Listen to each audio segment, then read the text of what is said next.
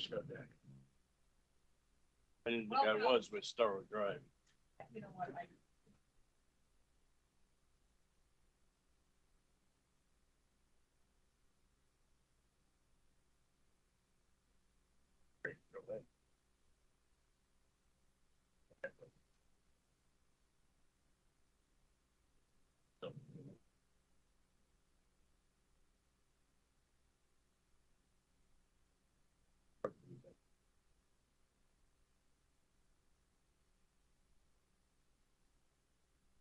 Oh.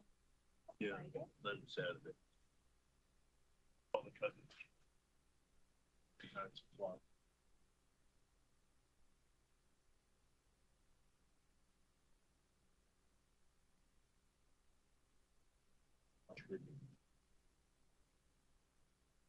I went to the court.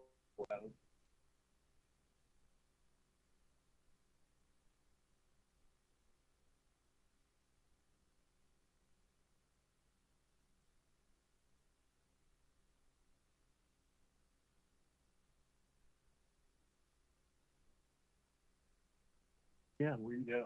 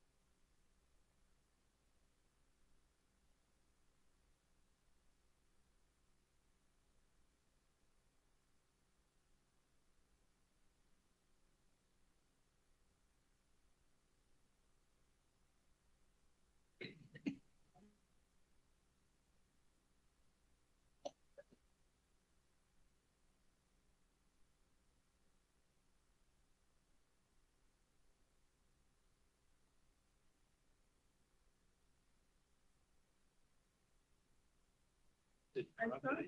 Yeah. I know that was.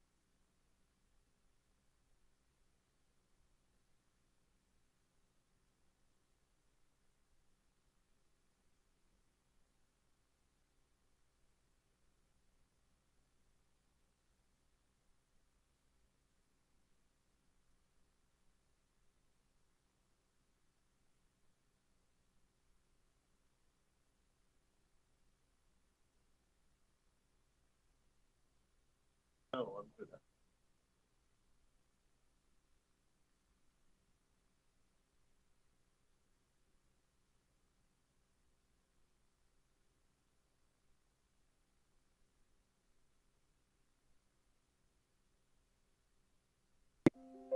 The Leominster City Council meeting is funded in part by DeCarolis Insurance Agency at www.decarolisinsuranceagency.com and by Avidia Bank at www.avidiabank.com.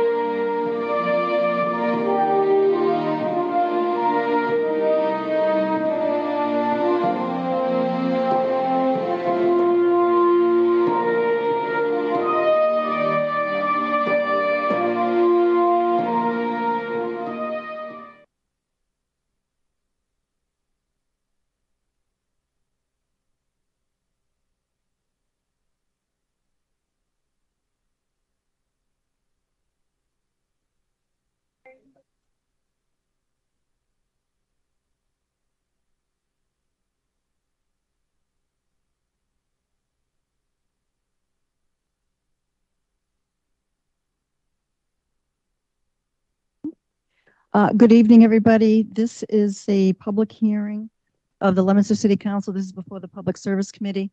My name is Susan Shalfo-Zephyr. I'm the chair of the committee. Councilor Claire Frieda is the second member, and Councilor Bill Brady is the third member. So this is a public hearing on petition 12-24.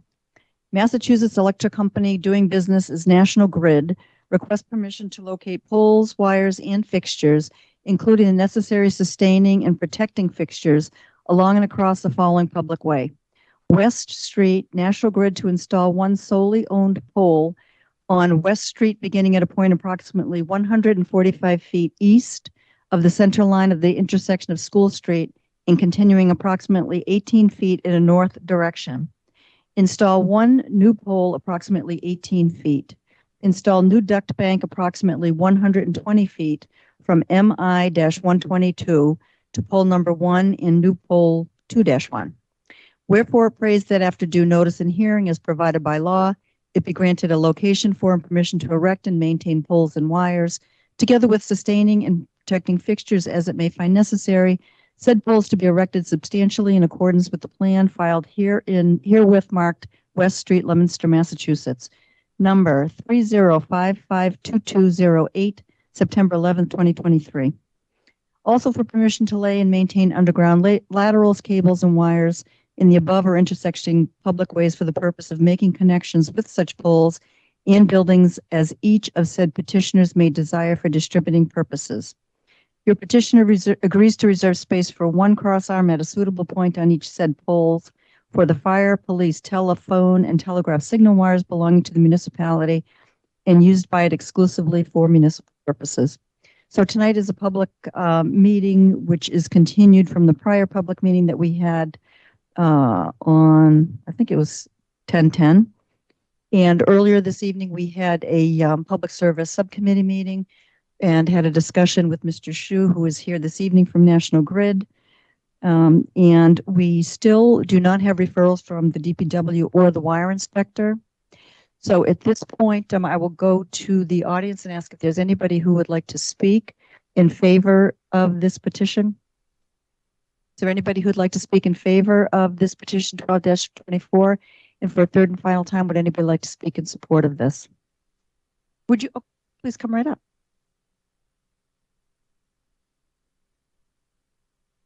Good evening, everyone. My name is Zishu. I'm an engineer representing National Grid. For this specific petition, we need to install the manhole in order to access our wires and conduits more effectively. So since this is awaiting DPW as well as wire inspector approval, I think the best scenario is to wait until the next hearing. Thank you very much, Mr. Shu. I'll now go to the audience and ask if anybody wants to speak in opposition to this petition. Would anybody like to speak in opposition? And for a third and final time, would anybody like to speak in opposition? Hearing nobody speak, I would like, oh, Councilor Frieda, sorry.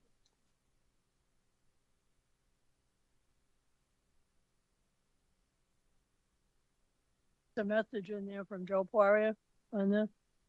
On 12/24? Yes.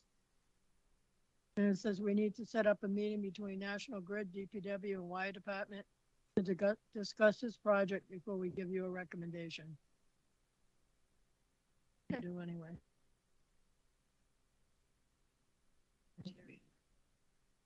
All right, so what, I guess we'll have the city clerk reach out to the wire inspector, the DPW, and National Grid to try to organize a time for you to speak with them. Does that sound good? Yes, ma'am. Mr. Shu? Okay, all right. Does anybody else on the council, would anybody like to weigh in on this or have any questions? Okay. All right, well, given that this meeting is going to be set up, my recommendation is to leave the public hearing open. And can we schedule another public hearing, Madam Clerk?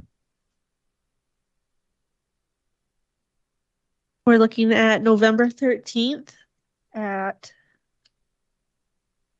6:50 p.m. Great, thank you very much.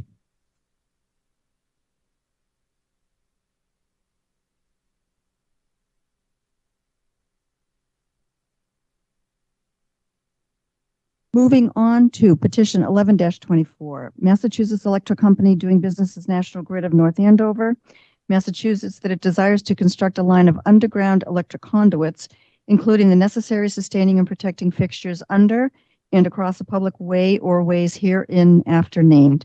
Wherefore it prays that after due notice and hearing is provided by law, it be granted to excavate the public highways and to run and maintain underground electric conduits together with such sustaining and protecting fixtures as it may find necessary for the transmission of electricity, said underground conduits to be located substantially in accordance with the plan filed herein marked Church Street and West Street, Leominster, Massachusetts.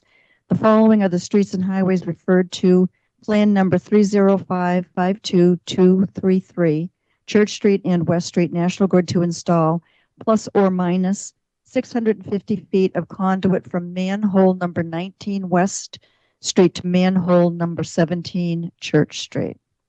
We also had a subcommittee this evening to discuss this with the representative from National Grid, Mr. Shu. And we still are waiting for DPW, and I didn't see anything. Did we get anything from the wire inspector on this, Madam Clerk, on 11/24? Not on 11/24, no. Okay, great, thank you. So at this point, we are still waiting for the DPW and the wire inspector referrals. We did get a message, an email from the fire chief that I can read into the record. And this was shared with Mr. Shu from National Grid earlier. It says, Dear Maribel, the Leominster Fire Department requests National Grid coordinate with the Leominster Public Works Department and the Leominster Police Traffic Sergeant other roadwork in the area to ensure other public safety routes are open from Church Street and contact the fire department 72 hours prior to construction. So we discussed that, and while waiting for the referrals back from DPW and the wire inspector, National Grid can at least reach out to the fire department to see what their expectation is before you start construction. Yes, ma'am. So do you have anything to add to this, Mr. Shu? No. Okay. No, I don't. Is there anybody in the audience who would like to speak in favor of 11-24? Anybody who'd like to speak in favor? And for the third time, anybody who'd like to speak in favor?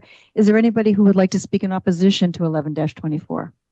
Anybody who would like to speak against 11-24? And for third and final time, would anybody like to speak in opposition to 11-24? Okay, seeing no one, is there anybody on the city council that has any questions or would like to weigh in with a comment? Council Brady? Okay, good. So we will keep this public open, Madam Clerk. And we are still waiting for the DPW and the wire inspector referrals, but we do need to reschedule the public hearing. November 13th at 6:49 p.m.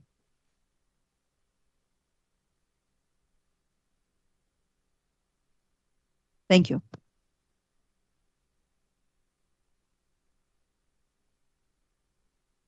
Okay, the Chair of Legal Affairs, we have a 6:37 p.m. public. Thank you, Mr. President. Good evening. This is a public hearing of the Legal Affairs Committee. My name is Peter Angelini, Chairman. Joined this evening by the other two members of the committee, Mark Bedan, the Ward 4 Counselor, and at-large Counselor Todd Deacon. Hearing was in regular course back on September 18th. We opened the public hearing on 9/25. Was continued to October 10th. And once again, this evening, we had 724 Sergeant Greg Robichaud respectfully request that the ordinance governing the parking garage between Merriam Avenue and Colburn Court be revised. This is due to the fact that the existing ordinance references making payments parking meters that are no longer in service. The current system used at the parking garage is one of free parking in all areas except where posted permit parking only, with the permits being issued by the Leominster City Hall. You recall we had asked Sergeant Robichaud to go back. We had a request from the at-large counselor that he provide a specific location in City Hall where the permits may be obtained.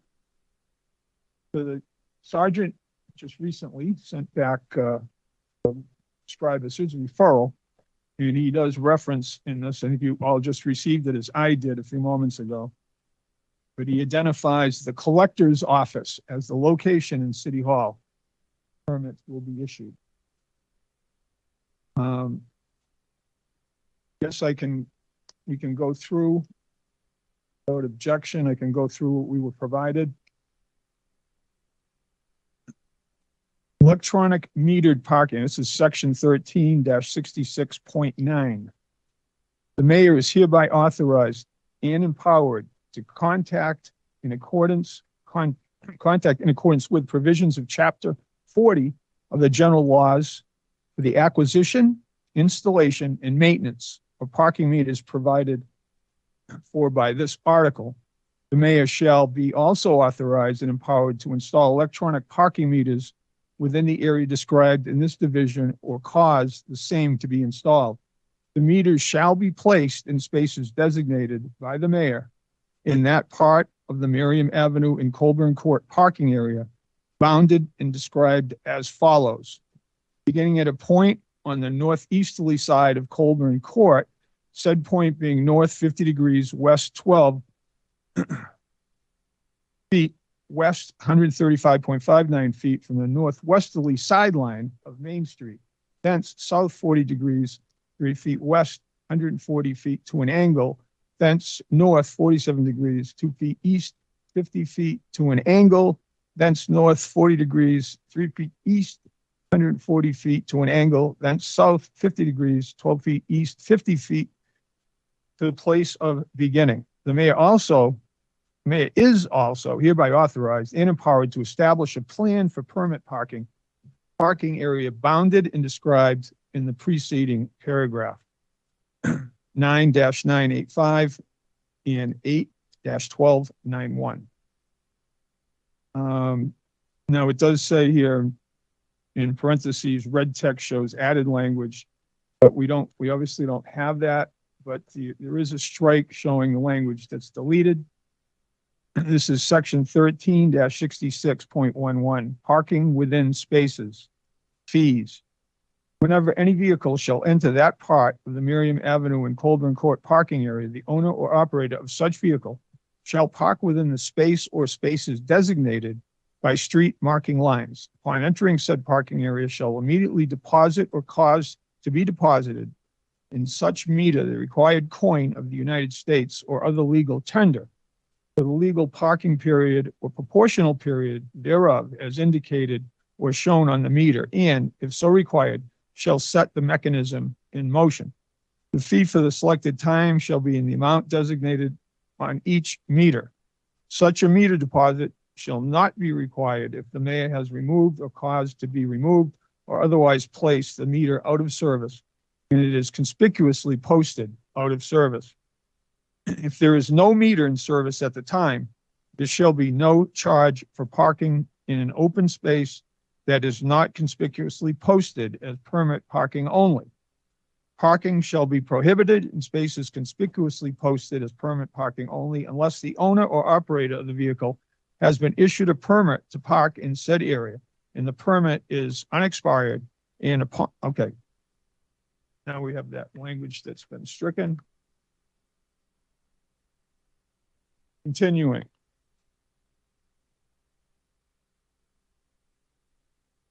Is conspicuously displayed upon the vehicle in accordance with the plan for permit parking established by the mayor. When we go on to section, the following section is in all new proposed section of the ordinance. Section 13-66.11A, permit application information. Under the authority outlined in section 13-66.9, any vehicle operator who wishes to park in that part of the Merriam Avenue and Colburn Court area designated as permit parking only must first obtain a permit from the treasurer and collector's office.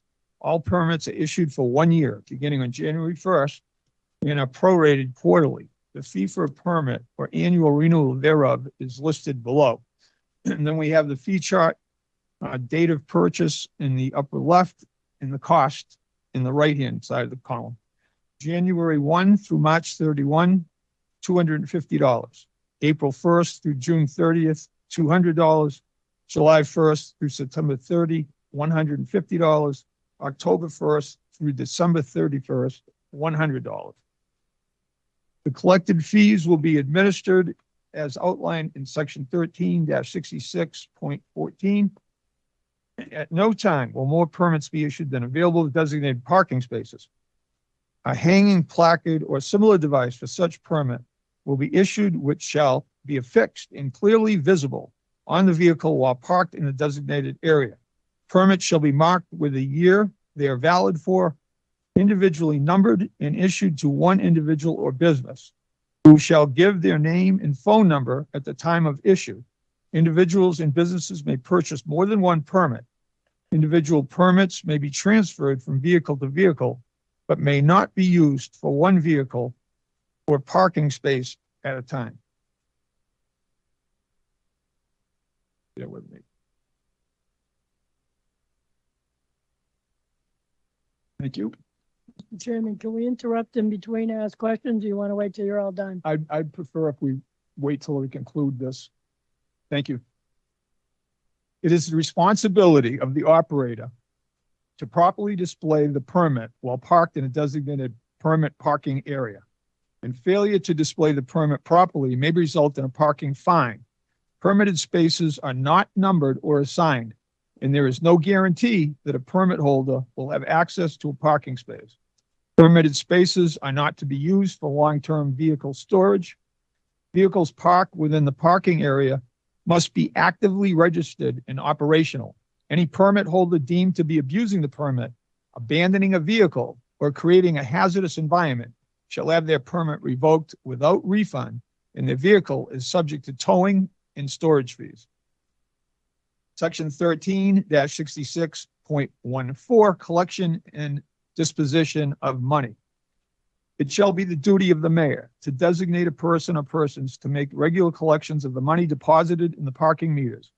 And it shall be the duty of such members so designated to remove from the parking meters and seal containers therein containing the coins so deposited, and to deliver such sealed containers with the seals unbroken to the city treasurer or designated bank in a separate account to be known as the city parking meter account and designated in the ledger as parking meter fees. Fees collected from the issuance of parking permits shall be deposited in the general fund and designated in the ledger as parking permit fees. All fees received by the city from the operation and use of parking meters and issuance of parking permits shall be used as provided by Chapter 40 of the general laws. Now, underneath, he has a section entitled Notes with who is eligible for permits. The answer, anyone is eligible to purchase a permit. Who issues the permits? Answer, the collector's office. How are they purchased? Answer, typically a person comes in and asks if there are any available permits. They can pay by cash, check, or debit or credit card. There is an additional fee for the credit debit card that the card processing company imposes. Is there an application? No. No application is needed. We have a notebook that we use to write down the permit number, the person's name, and a telephone number, just in case we need to reach them for any reason. Is there a cost? The cost is $250 per calendar year, January through December. We typically get the permits in late December and start to sell them for January. Each year's permit is a different color and has the year on there, nice and bold, to stop any fraud from happening.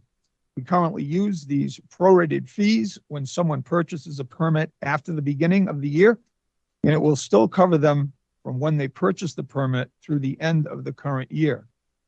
Once again, we have a fee schedule.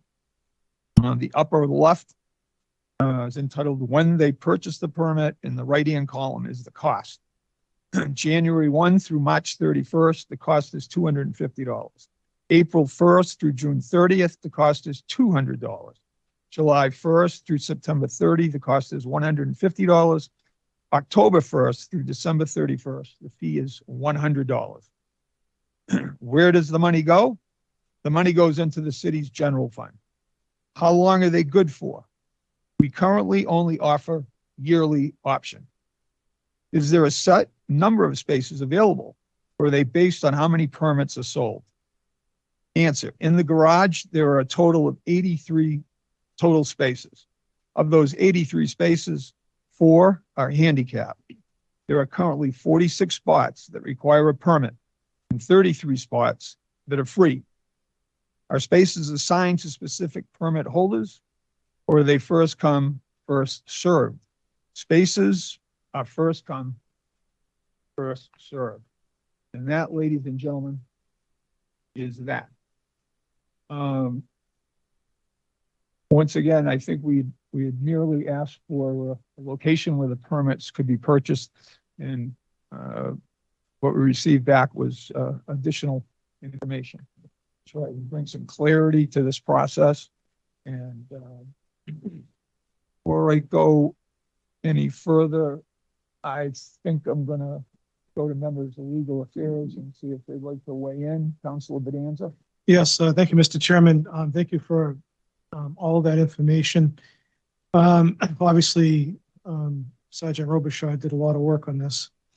Only thing I have on this is that in the new section 11A, where it talks about these permits being issued for 1 year, they're really issued on a calendar year basis. I think that's what it intends, not for a year. So if you purchase them,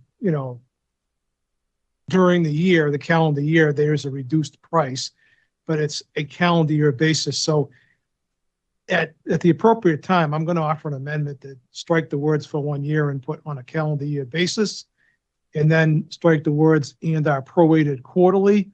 The fee for a permit or annual renewal thereof is listed below, and replace that with the words with the fee prorated pursuant to the following chart, to make it very clear that the price for those quarters depends on which quarter you're in. Other than that, I don't have anything else. And I've written that out if it's acceptable later on, and I can give it to the court. Councilor Deacon. Thank you, Mr. Chairman. I've read this over thoroughly, and I think like Councilor Bedanza said, that it's been well thought out and well constructed with the language, and I'm fine with it. And I'd like to thank Sergeant Robichaud for putting as much work as he did in it, and I'm fine with it as well. Thank you. All right, before I go to other members of the council, I spoke with the mayor on this today, because there was, for whatever reason, I guess some miscommunication that the mayor had a different idea about the fee schedule, but that wasn't the case. And he did explain to me that some permits apparently have already been sold. And what happens when it begins to snow, a lot of times the parking garage fills up and people do park in the spots that say permit parking only. And then the permit holders come in and are unable to get the space that they do reserve. So I think, there is, time is of the essence on this. And certainly open to any other suggestions, and I'd like to open it up to other councilors at this point. Councilor Frida, I know you had questions, so let me begin with you. Yeah, thank you, Mr. Chairman. I think I did bring up, when Sergeant Robichaud was in here, my concern and my question, at that time was to find out if there was gonna be a fair process. If one person could go in from a particular company or store and buy 20 or 30 permits for their employees. And I don't see an answer here, because we just got this, it was time stamped at 5, and I can't even read it, 5 something tonight. So we obviously haven't had a chance to read it, as probably you did. So I guess that's my only question. I think if, for a point of equity, there were a lot of stores downtown, there were a lot of areas, and if there are 83 spots, I think it said, by handicap, 4 handicap, yes. 46 spots requiring a permit. So if one store went in and wanted all of them, is that allowable? I think that was my question back then. Well, I'd like to get I think that's important. I think we need to be fair to everybody downtown and do that. Okay, if I can stop you right there, the time is 7 o'clock and I'm required to call the meeting to order. So I'd like to call the regular meeting of the Leominster City Council to order. Will you all please stand and join me for a salute to the flag? Pledge allegiance to the flag, United States, and to the republic for which it stands, one nation, under God, indivisible, with liberty and justice for all. I am now going to take a roll call of the honorable members of the City Council, beginning with Councilor Bedanza. Present. Councilor Cormier. Present. Councilor Archer. Councilor Angelini. Present. Councilor Brady. Present. Councilor Shalfo Zephyr. Present. Councilor Deacon. Present. Councilor Frida. And I am present. All 9 members are present this evening. I'd just like to take a moment to have a moment of silence for one of our former city councilors that passed away. Ubaldo, better known as Bobby George, passed away on October 11th. I know he was a Ward 3 councilor for a few terms and also served at large for a few terms as well.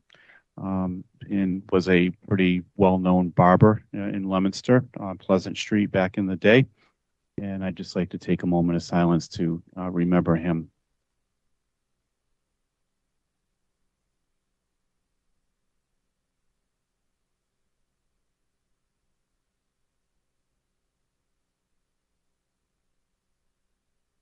Thank you all very much. At this time, I'd like to ask the Vice President, do you have any records to approve this evening? Mr. President, I'd ask that we continue to the approval of the records to the next meeting. I did receive notice of a couple of changes from a couple of counselors, so I'll take care of that for the next meeting. Okay, so we'll hold off on approving the September 18th and October 10th minutes at this time. We will hold off, and I will ask for a motion for a recess. Councilor Shalfo Zephyr and Councilor Bedanza, you second. All those in favor of going into recess, please signify in the usual manner. Those opposed, by a vote of 9-0, we are in recess. Mr. Chairman of Legal Affairs, you may continue. Councilor Frida was making the point about placing some kind of a limit on the number of permits available to one. I didn't necessarily ask for a limit. I asked what the mayor's plan was. If there is a plan to limit, not asking that we limit it, but I'd like to know what the plan is, if that's a possibility. Plan for how many permits that one person or business can purchase. Right. Well, Mr. Chairman? Yes. I think there comes a time when we have to trust the executive to do the executive function. I mean, if we're going to drill down and, incorporate into an ordinance form, limits on permits, how big the businesses are, how small they are, it just gets to the point where it all becomes a little onerous. I'm fine with the way it's drafted. If it turns out in practice that there's a problem, we can always address it later, but I'm trust the treasurer. I mean, this is the treasurer and collector's office to handle this professionally. I see no issue with the way it's drafted. Counselor Shalfo. Thank you very much. I also have a question about that same paragraph. The question is there a number of spaces available, or are they based on how many permits are sold? The answer is, in the garage, there are a total of 83 total spaces. Of those 83 spaces, 4 are handicapped. There are currently 46 spots that require a permit and 33 spots that are free. So are they only selling 46 permits? Okay.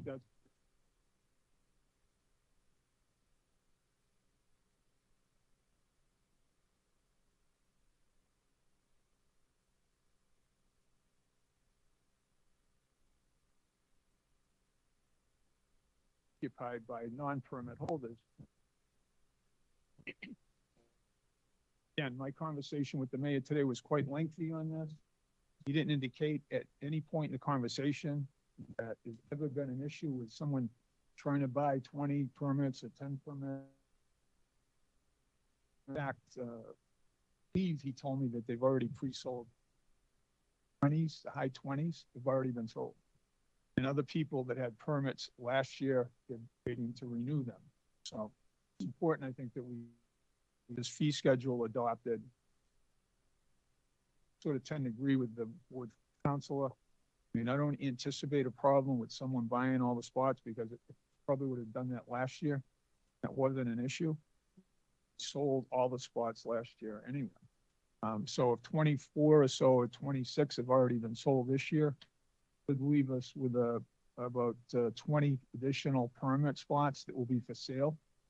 So we wanted to, if that did become a problem at some point, where again, I don't anticipate that because there are something permits that are left. That's something that we could revisit. We could alter or edit this ordinance in the future.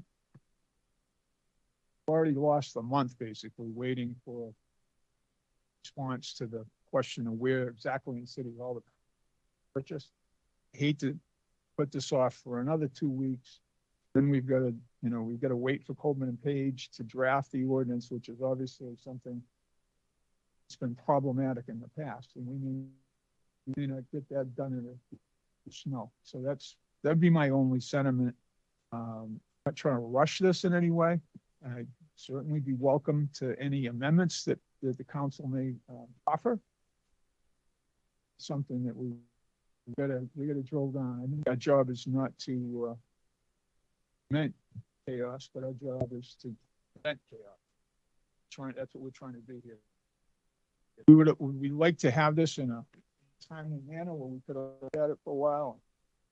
Yeah, I agree. So I think we all received it tonight. Here we are. So I was hoping that perhaps we could find a way to work these out, get this moving in the direction will be adopted in the near future. So again, Councilor Frida. Again, I'll reiterate the fact that this was time stamped at 5 o'clock tonight. It's a 4-page document. We're going to vote. We're going to be charging people, and we're going to be looking at who's going to be able to use the garage. And I think at some point, this council needs to look at a question that's put before it to get an answer to a petition or something that comes in. Sergeant Robichaud sat there. He wrote or he recommended, and he comprised a lot of this. But most of the answers that he had were, it's up to the mayor, or it's up to the mayor, or it's up to the mayor. The mayor's I don't, I'm sorry. I mean, I was answering your question. The mayor's good with this. I spoke to him this afternoon. right. But what I'm saying is to get the answer. I think when a question's asked on this council, it can't always be answered with, I think we have to trust what's being presented before us. I think if we ask a question, we deserve a legitimate answer without having trust into the picture. Well, I recall, Councilor. I just think that it was a very legitimate question, that there are just so many parking spaces in there. And if you have one of particular stores or one of particular businesses, I don't know that, maybe it's agreeable to everyone on the council that we let one company take all the parking spaces and have permits for all of them. Who said that? I said, No one said excuse that. me, I think I had, No one said that. I had the floor, last I remember. But you insinuate things that weren't said. I didn't- that's why I asked what the question was. I asked the question to find out if that was gonna be a possibility. That somebody could buy them all. And I don't think we got an answer. That's all. Question I recall, Counselor, and what held this up for a month. Your question, you wanted to know specifically where the permits could be purchased. Because you No, said- I never asked that You question. certainly did. I did not. Yes, you did. I did Certainly not. did, Counselor. Yes, you did. Many permits, you know. But You absolutely asked that. Mr. Chairman, Mr. President, point of order. Council Frida has the floor. It's his hearing. Council, I know. This excuse is me. his hearing. Okay. You were trying to, but she was being interrupted and you were being interrupted as well. Could we just please follow the rules? Thank you. Listen, I'm sorry. You run, Counsel, with all due respect. Yeah. I don't interfere with your public hearings. I'm chairman of this committee and I will run it. Well, we all run our committee, subcommittee meetings and the general council meeting under Excuse me. Roberts, under the rules, parliamentary rules and procedures. We also have our own rules counselor. Quite frankly, So- I don't recall recognizing you, giving you the floor, Counsel. So you're No. in violation of the rule you're citing. So excuse me, Counselor Frida. I'm Good. done. Okay. I asked my question and I was just looking for an answer. That's all. Question I believe the counselor at large asked was how many permits could be issued by anybody or could be issued by anyone? And I'm looking on the second page, second to last sentence, and it says individuals and businesses may purchase more than one permit. So apparently, according to that, they can purchase as many as they like. And that was, through the chair. That was exactly my point. Can they buy all 48? They Right. could. Well, no, that would have been a good That's my question. question. That would have been a good question to ask Sergeant Robichaud a month ago, but I question did. you asked was- That's what I asked. you him. asked specifically in Could I, city. you asked me the question. Can I answer the question? I'm He just- said it was the mayor making the decision. So I asked to have that addressed. There wasn't a big question. I don't even know why it's such a big issue. It's I not a don't big think that issue, was a but you're big deal. denying that you asked the question. You want to know specifically in City Hall where the permits could be obtained. I don't believe I asked that question. If I did, then I don't think that's a bad question either. But my main concern was, could one person or one company buy all the permits? That was my question. If I may, you know, as it stands right now, you know, and as the Ward 4 counselor had admitted, I think the chairman had talked about also, no one has ever asked for a large number of permits. Could it happen in the future? Yes, there's a possibility. But I think for the purpose of this ordinance, you know, it can be amended later if we need to, but as it stands right now, the answer to your question is that, yes, they could buy more than one permit. And I think that's the way we should pass it. Want to amend it later on? Thank you for interpreting what I just read for me. I appreciate that. Thank you. Council Shalfo. Thank you. The petition that was submitted by Sergeant Robichaud reads as follows for the public to know. 7-24 Sergeant Greg Robichaud respectfully requests that the ordinance governing the parking garage between Merriam Avenue and Colburn Court be revised. This is due to the fact that existing ordinance references making payments to parking meters that are no longer in service. The current system used at the parking garage is one of free parking in all areas except where posted, permit parking only, with the permits being issued by the Leominster City Hall. So the intent was to address the parking meters that are no longer in service. So we get a document back that's 4 pages long at 5:30 tonight. And this is the first time that we're all seeing and reading it. I think the counselor to my left, Council Frida, her comments are legitimate. I think they're valid. And I think, you know, we can speculate on how many any business person or any individual would want to go in and buy, but we don't know that.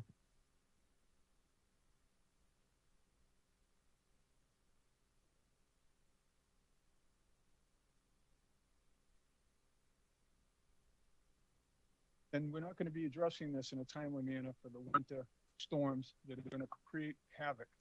I don't want to be the guy who tell people don't have a parking space for a permit that they purchase as the city council. And I understand we got this late, but we should be able, you know, in our capacity here to sort of be a little flexible and try to accommodate people of the community who are looking to park in the winter. This isn't that complex. This is something we should be able to handle. We should be able to think out of the box a little bit. We shouldn't have to keep asking questions and then a month later, a new question that could have been asked a month ago, and this could go on till the springtime. So, I mean, I'm gonna move forward with this, quite frankly, and if you know what, if obviously you have the right to vote against it.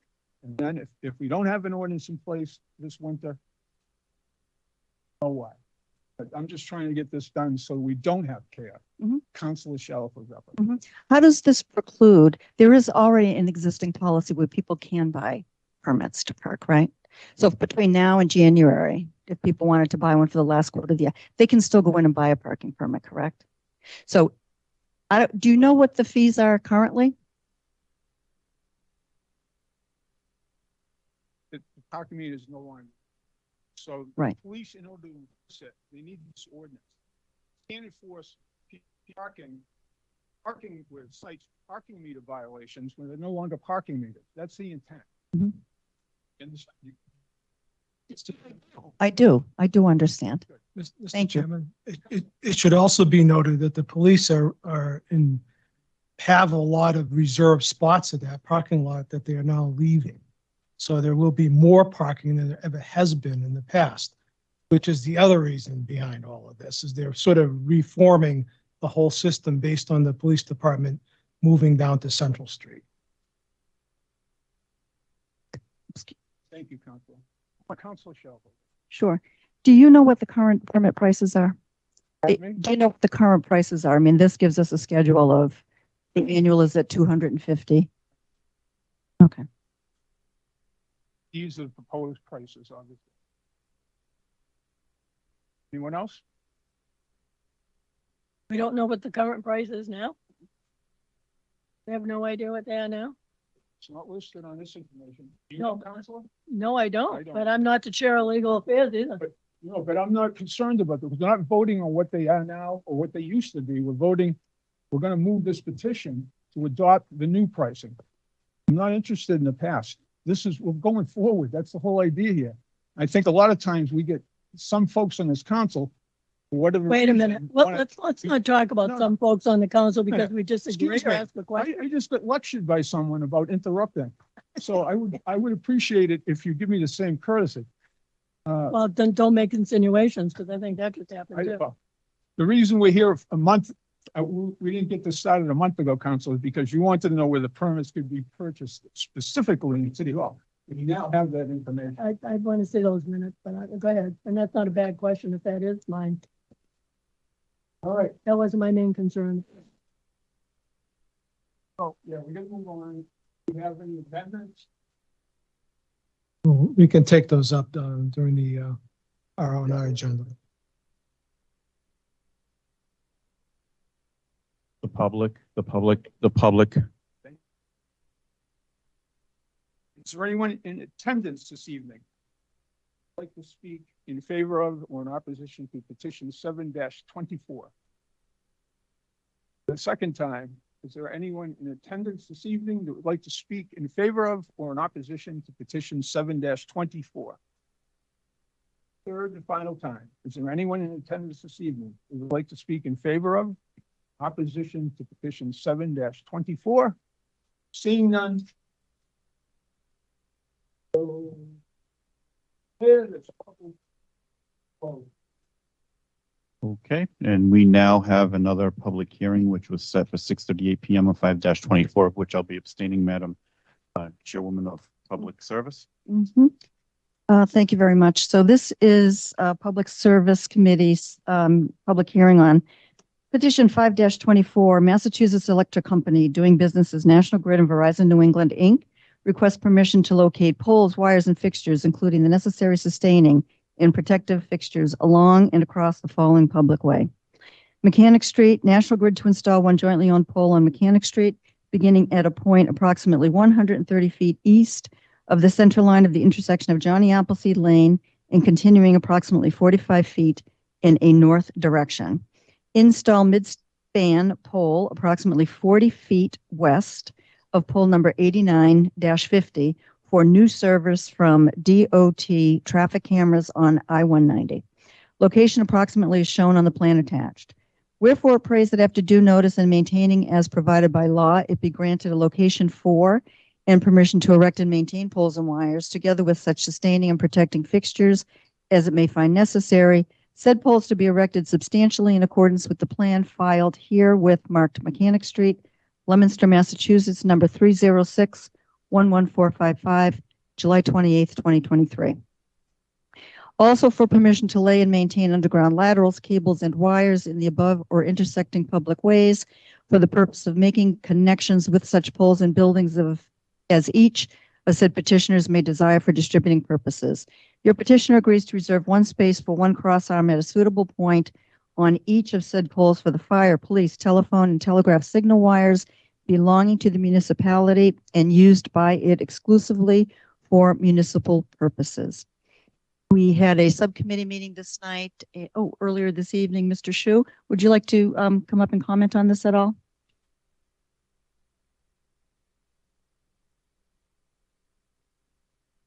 Good evening, everyone. Zishu again with National Grid. So this was actually mentioned last hearing, and I believe the only remark was from DPW, and they wanted it to be 30 feet west of pole 89-50. And that design change was made by our engineers. Mhm. And that's all I have to say. Thank you very much. Thank you. Yep. Is there any questions or comments? I'll go to my committee first. Council Frida? Council Brady? Okay, good. I will now go to the public. Is there anybody in the audience who would like to speak in support of petition 5-24? Is there anybody who'd like to speak in support of 5-24? And for a third and final time, is there anybody who would like to speak? Is there anybody who'd like to speak in opposition to 5-24? For a second time, anybody speaking in opposition for a third and final time? Would anybody like to speak in opposition? Not seeing anybody wanting to speak. Madam Chair, I would recommend that the DPW did provide their referral of moving the pole to the 30 feet location. National Grid's engineer has accepted that. So at this point, I would recommend closing the public hearing, and then we can amend the petition when we get to vote on it later in the meeting. So this public hearing is closed and we will amend when we're on our regular. Yep. Okay, thank you.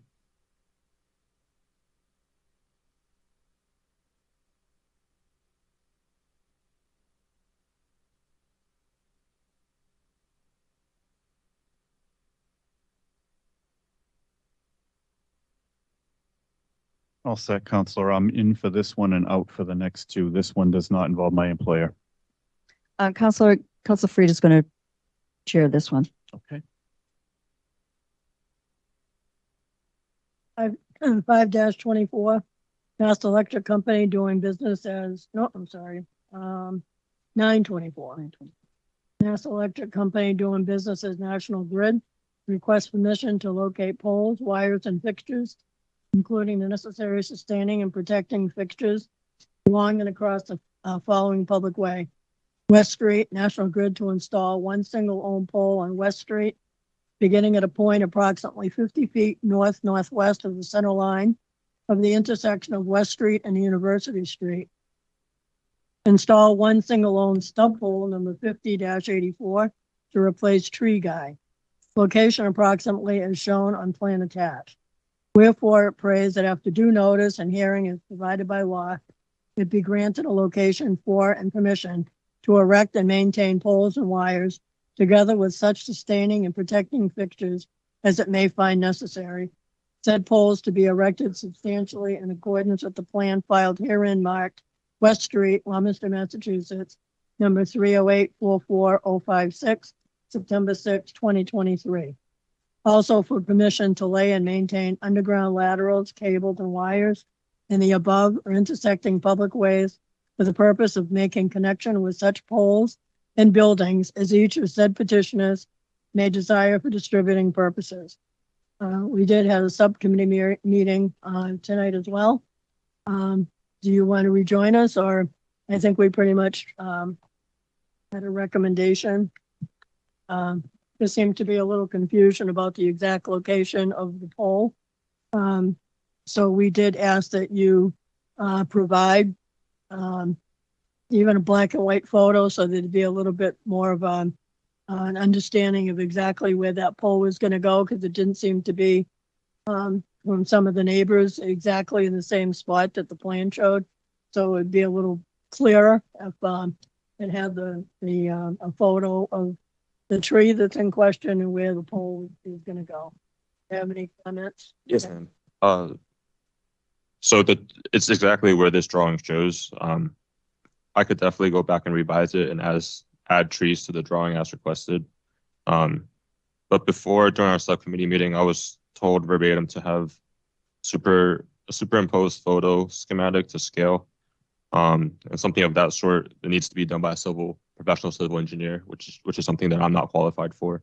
So I just want to clarify that if we do provide this drawing, that there will be hopefully a final answer next time, because last hearing I was asked to provide a drawing from our standards book, which I did.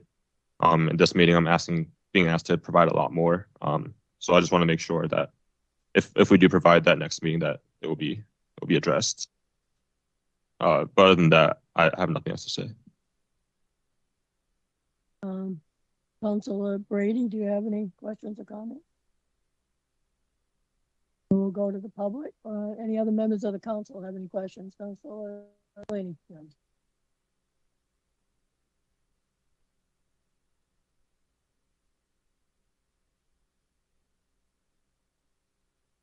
I ask?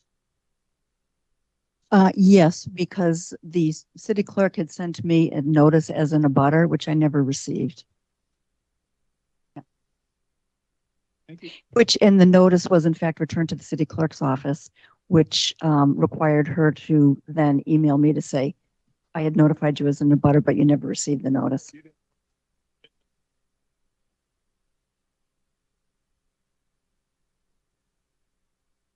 Thank you, Madam Chair. So you said so you're not able to provide this black and white photo, this image, your company would have to hire a civil engineer to get the photo of the exact location?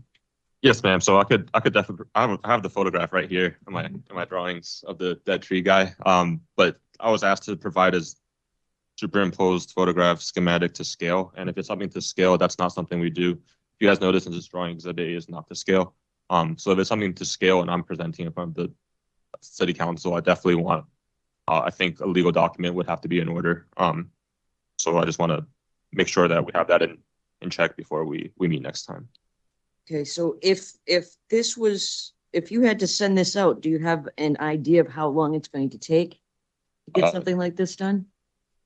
To produce the schematic, this is something that we've never done before, but we'd have to hire an outside contractor, a civil engineer, professional engineer, and they would have to be presented with the scope and essentially redraw and through the program and give a stamp of approval. So we're looking at least a month or so, if I had to guess, ma'am. Okay, a month or so. And then is this, I'm sorry, because there's so many of these, is this the pole that is currently being held up being supported by a dead tree? Yes, ma'am.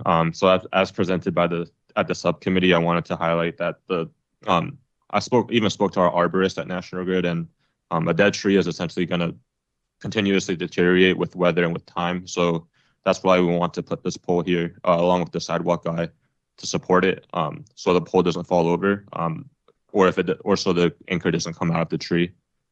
This is something that's a safety concern that we want to address ASAP. Thank you very much. Thank you. Thank you, Madam Chair. Was there an abutter that appeared at that subcommittee meeting that was concerned about this poll?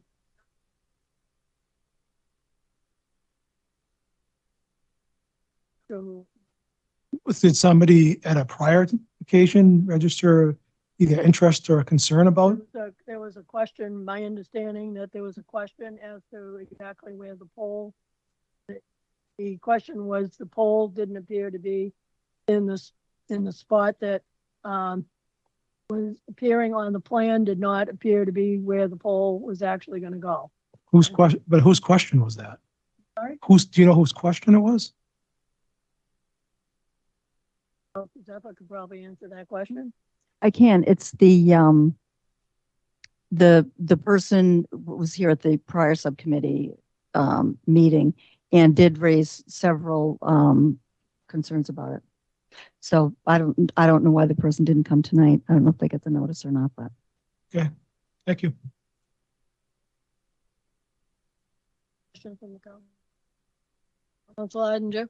Just curious, are we talking about major differences in the pole location, or is it a major 20, 30 feet or something like that, or is it just a few feet out of line?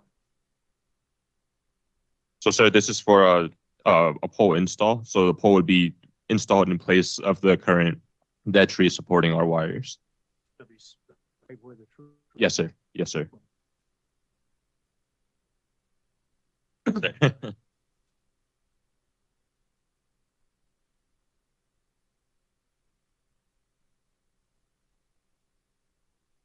Angelini.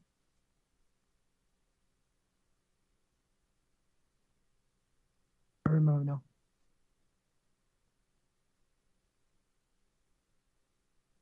Council? If not, I will go to the audience. Is there anyone in the audience that has, who wants to speak in favor of this petition? Is there anyone who wishes to speak in favor? Last time, is there anyone who wishes to speak in favor?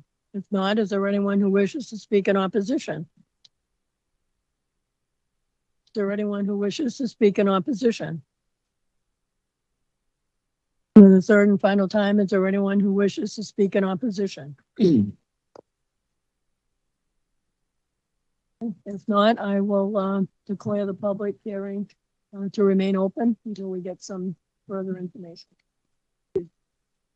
Given the date, time. November 20th, November 13th, sorry, at 6:48 PM. 6:48. Do we go to the public on this one? Okay, so the next two, which were supposed to be at 6:40 and 6:41, involve my employer. I will be abstaining from those. And Madam Chairwoman, you may do these public hearings now. Petition 6-24, Massachusetts Electric Company doing business as National Grid and Verizon New England, Inc. Requests permission to locate poles, wires, and fixtures, including the necessary sustaining and protecting fixtures along and across the following public way. Maple Ave, National Grid to install one jointly owned pole on Maple Ave beginning at a point approximately 200 feet north of the center line of the intersection of Maple Ave and West Street. Install new pole number 1-84 on Maple Ave. Location approximately is shown on the plan attached.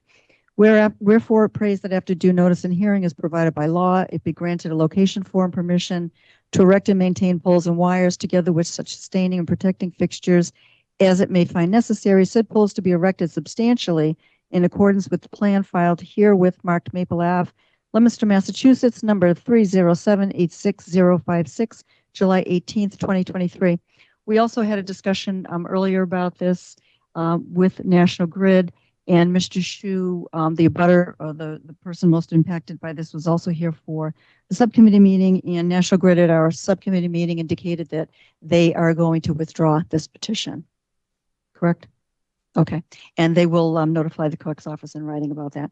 So at this point, I don't know if it makes any sense to go to the public about this, because does it? Still, okay. All right. Is there anybody in the public who would like to speak for or against this petition 6-24? I'll ask again if there's anybody who would like to speak in favor or in opposition. And for a third and final time, would anybody like to speak in favor or opposition? Seeing none, and given that National Grid is going to withdraw this, I would, I'll go to the council. Does anybody have any questions about this? No? All right. Then I would like to declare the public hearing closed.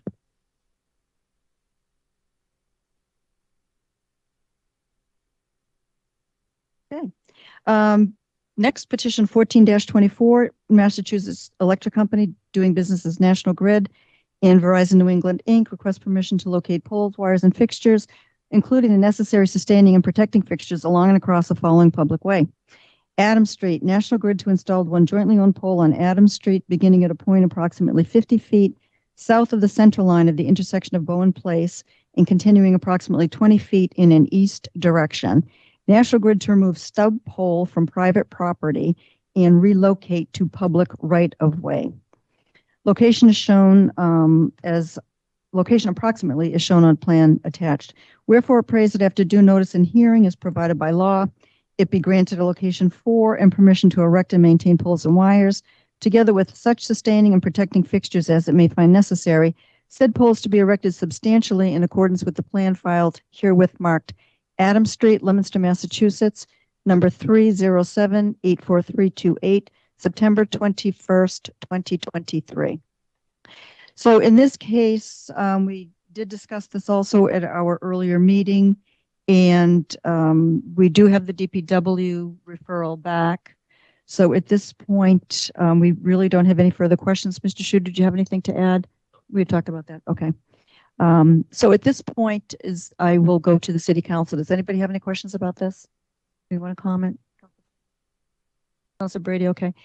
Is there anybody in the public who would like to speak about this? Mr. Bissonnette, what do you have to come up and state your name and address, please, for the record? Raymond Bissonnette, 158 Adams Street. The pole is located basically in my driveway. It sits about 18 inches on my property. When they did Ivory Keys over, they put up a 8-foot security fence. So it used to be in the past, I could blow the snow over the fence when it was an abandoned building. But when they put the 8-foot fence up there, it's a little difficult in the winter. So basically, I'm losing like 18 inches of driveway space. I have no idea why that pole was ever put there. But in working with National Grid, they've been more than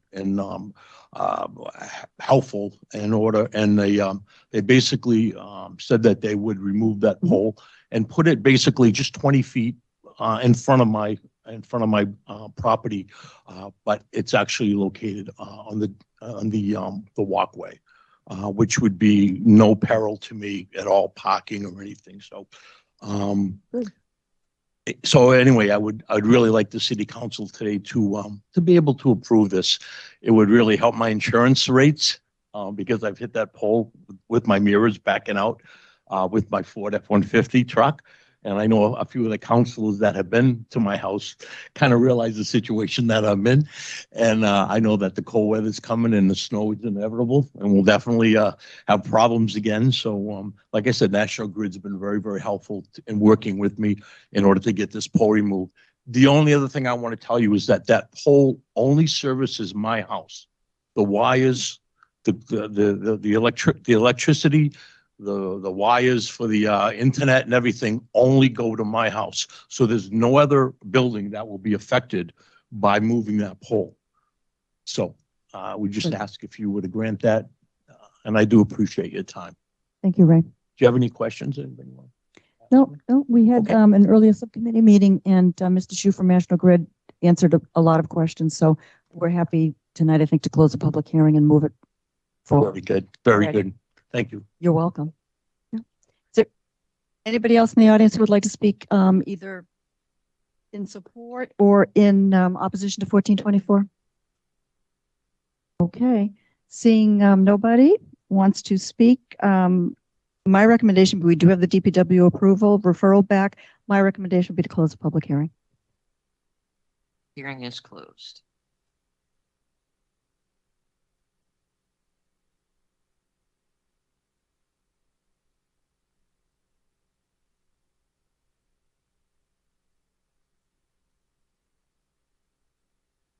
And we have the next one in 18-24. 18-24, the Sterling Municipal Light Department, SMLD, requests permission to locate telecommunication conduits, wires, and fixtures along and across the following public way: Research Drive, Leominster, Mass. The SMLD to install fiber telecommunication cables in existing conduit and manholes along existing utility right-of-way, beginning at a point approximately 60 feet south-southwest of the central line of the intersection of Research Drive and Central Street, Route 12, continuing approximately 2,460 feet north-northeast along Research Drive. Location approximately is shown on plans attached. Wherefore, appraised that after due notice and hearing is provided by law, it be granted a location for and permission to install and maintain wires together with such sustaining and protecting fixtures as it may find necessary. Said wire to be installed substantially in accordance with the plans filed herewith marked Research Drive, Leominster, Massachusetts, WO number 23-33, sheets 1 through 8, dated September 28th, 2023. Additionally, permission to lay and maintain underground laterals, cables, and wires in such manholes and buildings as each of the said petitioners, cables, wires in the above or intersecting public ways for the purpose of making connections in such manholes and buildings as each of said petitioners may desire for telecommunication purposes. Your petitioner agrees to reserve space for the fire and police signal wires belonging to the municipality and used exclusively for municipal communication purposes. We did have a subcommittee meeting this evening that discussed this. We do have a representative from Sterling Municipal Light Department, Mr. Stelmack, and I'm sure he's willing to answer any questions. So would you like to just give a quick overview, please? Thank you. Madam Chairwoman, I'd just like to ask you, does telecommunications involved? Is Verizon possibly one of them that will be running wires in these? No, this is strictly for, Matt Stelmack, Sterling Municipal Light Department. Okay. This is strictly for fiber optics. Okay. When it's maintained by the light department. Okay. All right. Thank you. So this is, you're running, do you want to explain this, what is actually being done? You're using existing conduits, existing underground utility conduits to provide telecommunication access. I'll do a quick piece of background. In case you're not aware, SMLD supplies electric service to the businesses on Research Drive, which was supposed to be in National Grid's territory, but the rights were granted to Sterling. That was when the registry needed service. Since we already provide power to the customers in that on that street, we were approached by one of them who was aware that we now offer fiber optic to homes and businesses and asked whether we could provide fiber to their business. We met with the developer who would advise us that there were existing conduits in place, and we would like to put our fiber optics in those conduits. We have no plans at all to disturb the right-of-way in any way. It would be strictly installing fiber cables in existing conduits, and then construction would involve the laterals to the businesses. So the only additional construction would be above ground, and that's or underground, bringing It's in just utilities. underground. It's all underground. On even- private property. Got it. Okay. Thank you. Does anyone on the city council have any questions for Mr. Stelmack? Councilor Frida? Just a comment. I can remember way back when the project was first started and the difficulty in getting power to the original project with the registry. So I think it's well deserved that you continue with the Research Drive project. And I know the Whitney Corporation you've done a lot there, and I know you've worked in conjunction with them quite along. So it would only make sense that you continue with that. Councilor Brady, you good? All right. Okay. At this point, then I'll go to the public and ask, is there anybody in the public who would like to weigh in on petition 18-24? Thank you. Is there anybody who'd like to speak in favor or in opposition to 1824? And for the third and final time, is there anybody who'd like to speak in favor or in opposition to 1824? Okay, seeing nobody in the public wanting to comment, we do have DPW, we have that referral back. So I would like to close this public hearing. Thank you. Okay, and the Chairman of Legal Affairs, 17-24. Thank you, Mr. President. 17-24 is a public hearing again of the Legal Affairs Committee.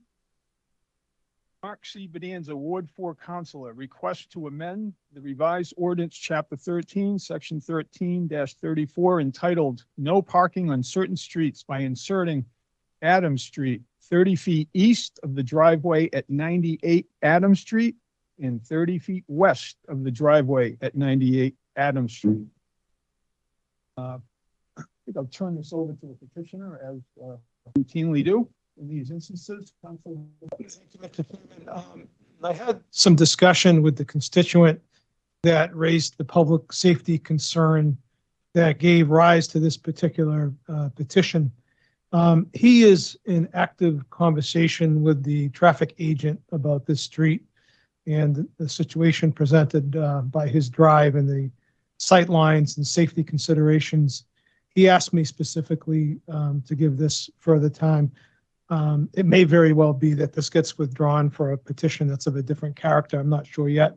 So at this point, Mr. Chairman, my position on this would be to continue the public hearing.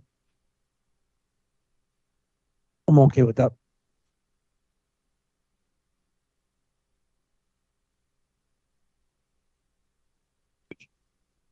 No, the last time I talked to Sergeant Robichaud, which was this morning, he said he's going to be meeting with Mr. Whitney about this so they can do a walk on the site and look at what's going on. Any members of the council?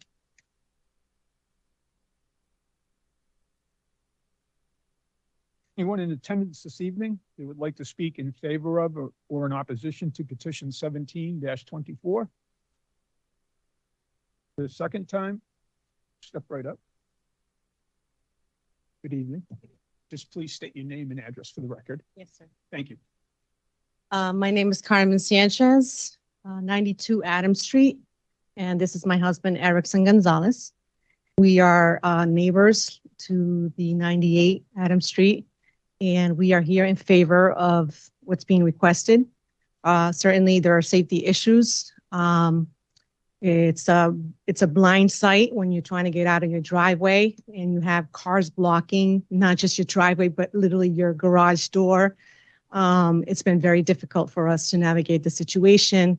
We've had conversations with our neighbors requesting not to block our driveway. It's still happening. There have been instances where we've had to call the police department to see if we can find out whose vehicle is blocking our garage door.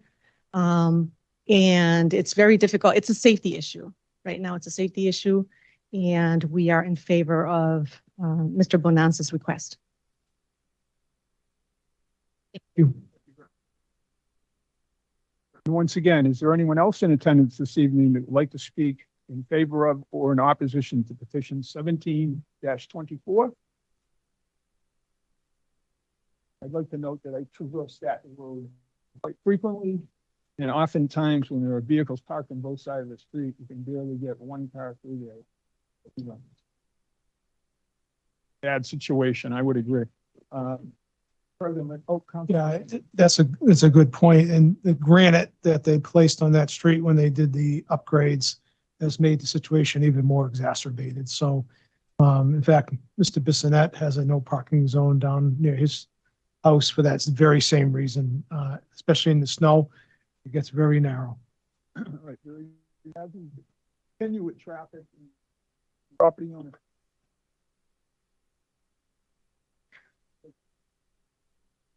I just recommend November 13th at 6:48 p.m. Mr. Chairman, do we have any discussion on this? No, I had my hand up. I was waiting, actually. Okay.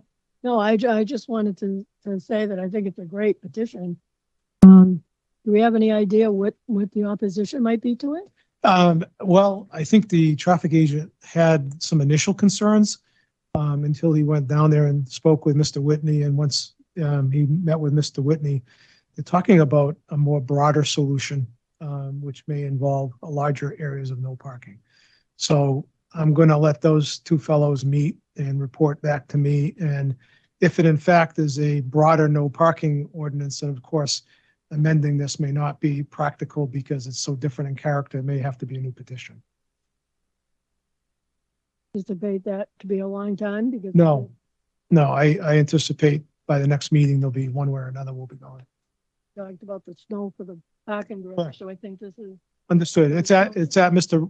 this action tonight is at Mr. Whitney and Sergeant Robichaud's request. Good counsel. Anyone else? Thank you, Mr. President. Very much. Okay, we are now going to hold the public forum. The public forum is an opportunity for any member of the audience to speak on any matter specifically listed on the council agenda. Speakers will be asked to come to the microphone and state their full name and address, along with identifying the specific item or items they wish to address. Each speaker is respectfully asked to keep their comments within a 2-minute time frame. The council will not be responding or answering any questions. However, at the discretion of the council president, clarification may be given. There is one person that signed up to speak, Ray Bissonette, and I think he already spoke and left. He spoke at the public hearing. No one else has signed up, but I will ask, would anybody like to speak at the public forum? If anybody would like to speak at the public forum, please come to this microphone and state your name and address, along with the item or items that you wish to address.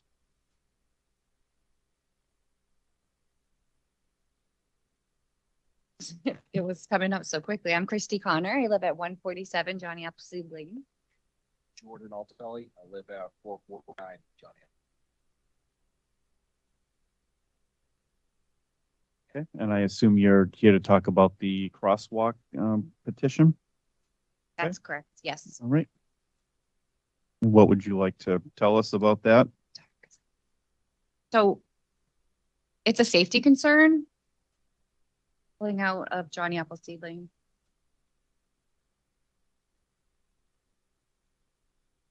So I've lived on Johnny Appleseed Lane for right around 10 years now. And we have witnessed several serious accidents at Johnny Appleseed Lane and Mechanic Street. And it's not only a speed issue on Mechanic Street, but it's also an issue with the bushes and trees. If you're pulling out of Johnny Appleseed Lane and going to the left, you can't see that there's no line of sight.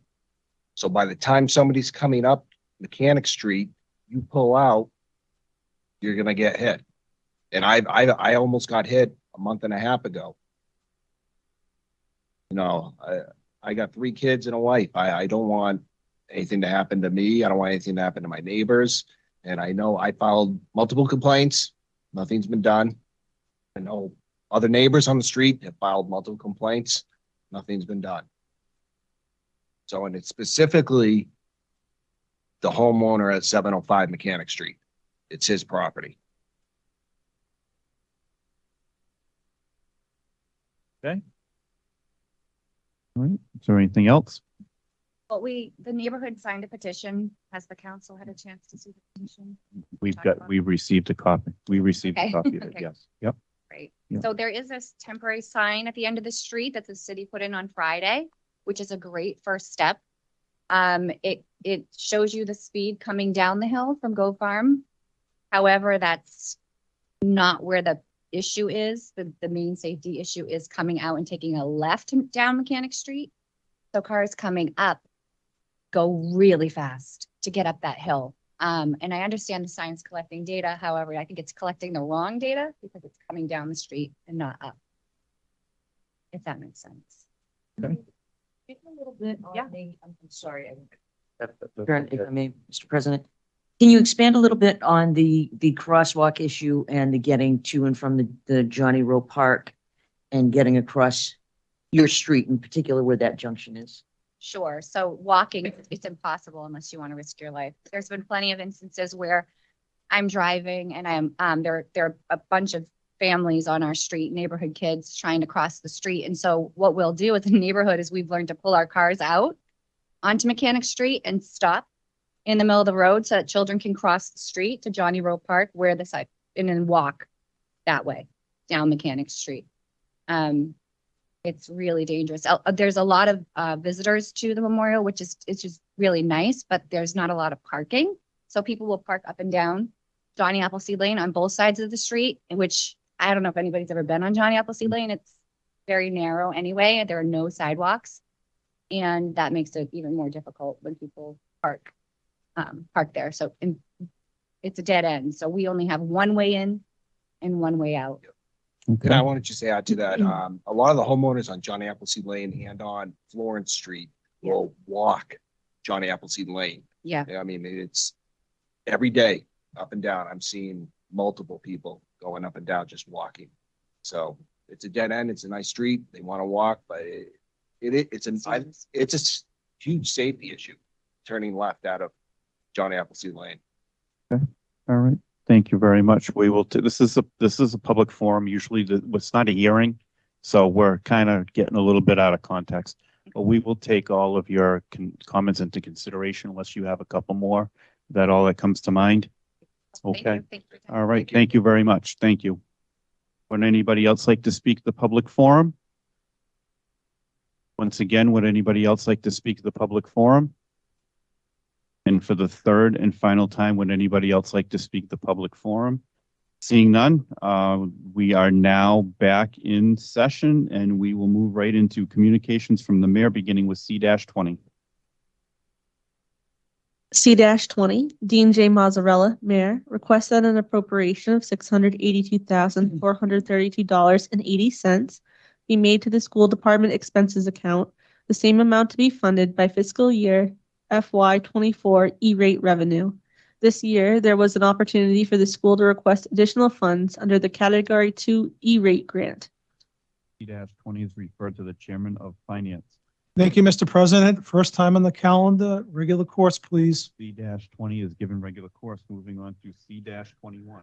C-21, Dean J. Mazzarella, Mayor, requested an appropriation of $220,534 be made to the school department expenses account, the same amount to be funded by fiscal year FY24 E-rate revenue. C-21 is referred to the Chairman of Finance. Once again, regular course, please. C-21 has been given regular course. C-22. C-22, Dean J. Mazzarella, Mayor, requested an appropriation of $50,000 be made to Montechusett Recovery Center, the same amount to be transferred from the Opioid Stabilization Fund. C-22 is also referred to the Chairman of Finance. Thank you, Mr. President. Regular course, please. C-22 has been given regular course. Rita. Mr. President, through the chair, is there any chance that we could have the mayor come down and talk about some of this opioid money in the stabilization account? I know a lot of neighboring communities have developed a regional approach to having someone deal with the opioid issue, and I just wondered what his feelings are on how we're going to approach some of the treatments. Sure, we can certainly, through the clerk, ask the mayor join us at the next meeting for the C-22. And I know that having been around for a while, if you have any specific questions, you might want to get them to him beforehand. He likes that so that he can answer them, and then, he'll take general ones, but if you can ask him some beforehand, it might help so that he can come with the answers. Might be some public that are, I think there's a big concern about the opioid issue and all the settlement money that's come. I think they were concerned about it. I agree. Thank you. Thank you. Okay, moving on to petitions. First time on the agenda. There are none. Matters before the City Council. Mr. Chairman of Finance, do you have a financial report? I do. We began the fiscal year on July 1st of 2023 with a balance in stabilization account of $21,608,209. Since that time, we've added interest of $82,009 for a resulting balance of $21,690,217. We have appropriated and approved $1,265,000 from the stabilization account, leaving a resulting balance of $20,425,217. And that is the financial report. Okay, does anyone have any questions or comments? Seeing none, we will move right into items under finance, beginning with 3-24. Mr. Chairman, you ready to report? Sure. 3-24, Claire Frieda, Counselor at Large, requests the City of Leominster shall not retain any equity remaining on a taxpayer's property after all municipal tax liability, incurred fees, and charges have been satisfied after a foreclosure auction. If a property is sold after the city's liability has been met, all equity shall be held in accordance with the DOR DLS bulletin dated August 2023, as amended from time to time. Also, the city shall not engage with any third party that would participate in the practice of equity theft. We did have a public hearing on this, a subcommittee meeting on this. We learned in the process from the city solicitor that the current state of the law in Massachusetts is that if there was any surplus equity, it goes to the general fund. We know that DOR issued a bulletin in August of 2023 as a result of the Supreme Court decision in the Minnesota case authorizing the cities and towns to hold any surplus equity in escrow and not place it in the general fund pending action from our legislature. There are a number of bills pending in committee in the legislature, and I did hear that there was a potential action in the Supreme Judicial Court to force to break the logjam on those bills that are in the committee. The sum and substance of this is we don't really have any legal authority to do anything about this, that this petition really sounds in a precatory fashion or a expression of intent.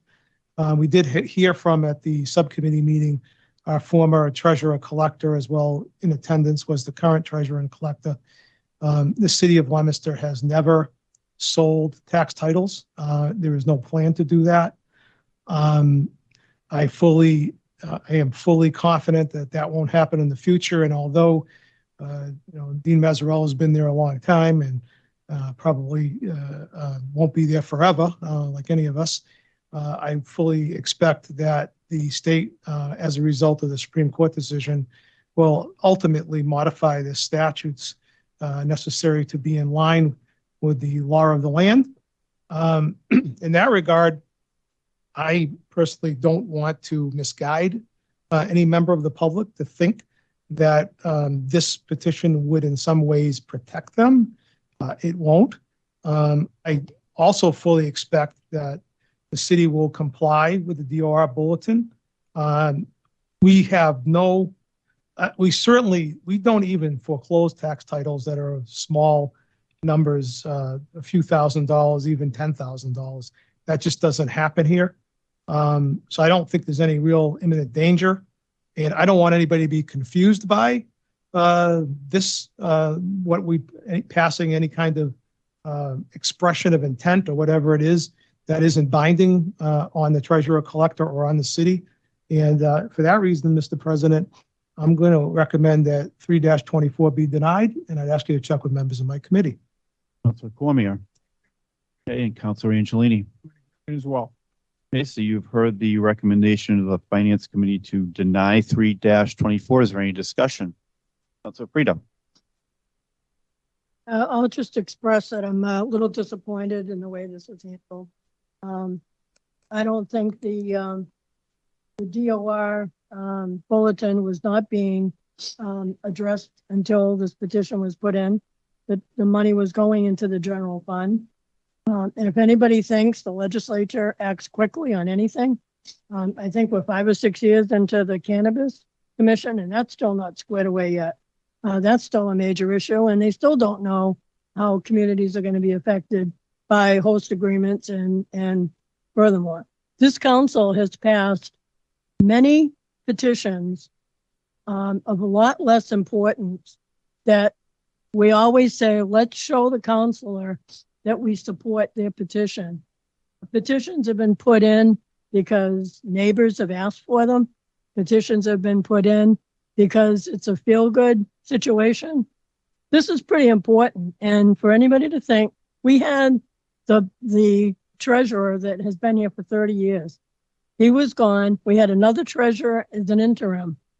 We know, and I'm not going to get into disparaging anybody's character, but we know there was some major mistakes that were made while he was here. He's now gone after a little over a year. We now have a new treasurer in who didn't say a word when she sat here. We took all the information for the prior treasurer. You're right. None of us are going to be here for any length of time.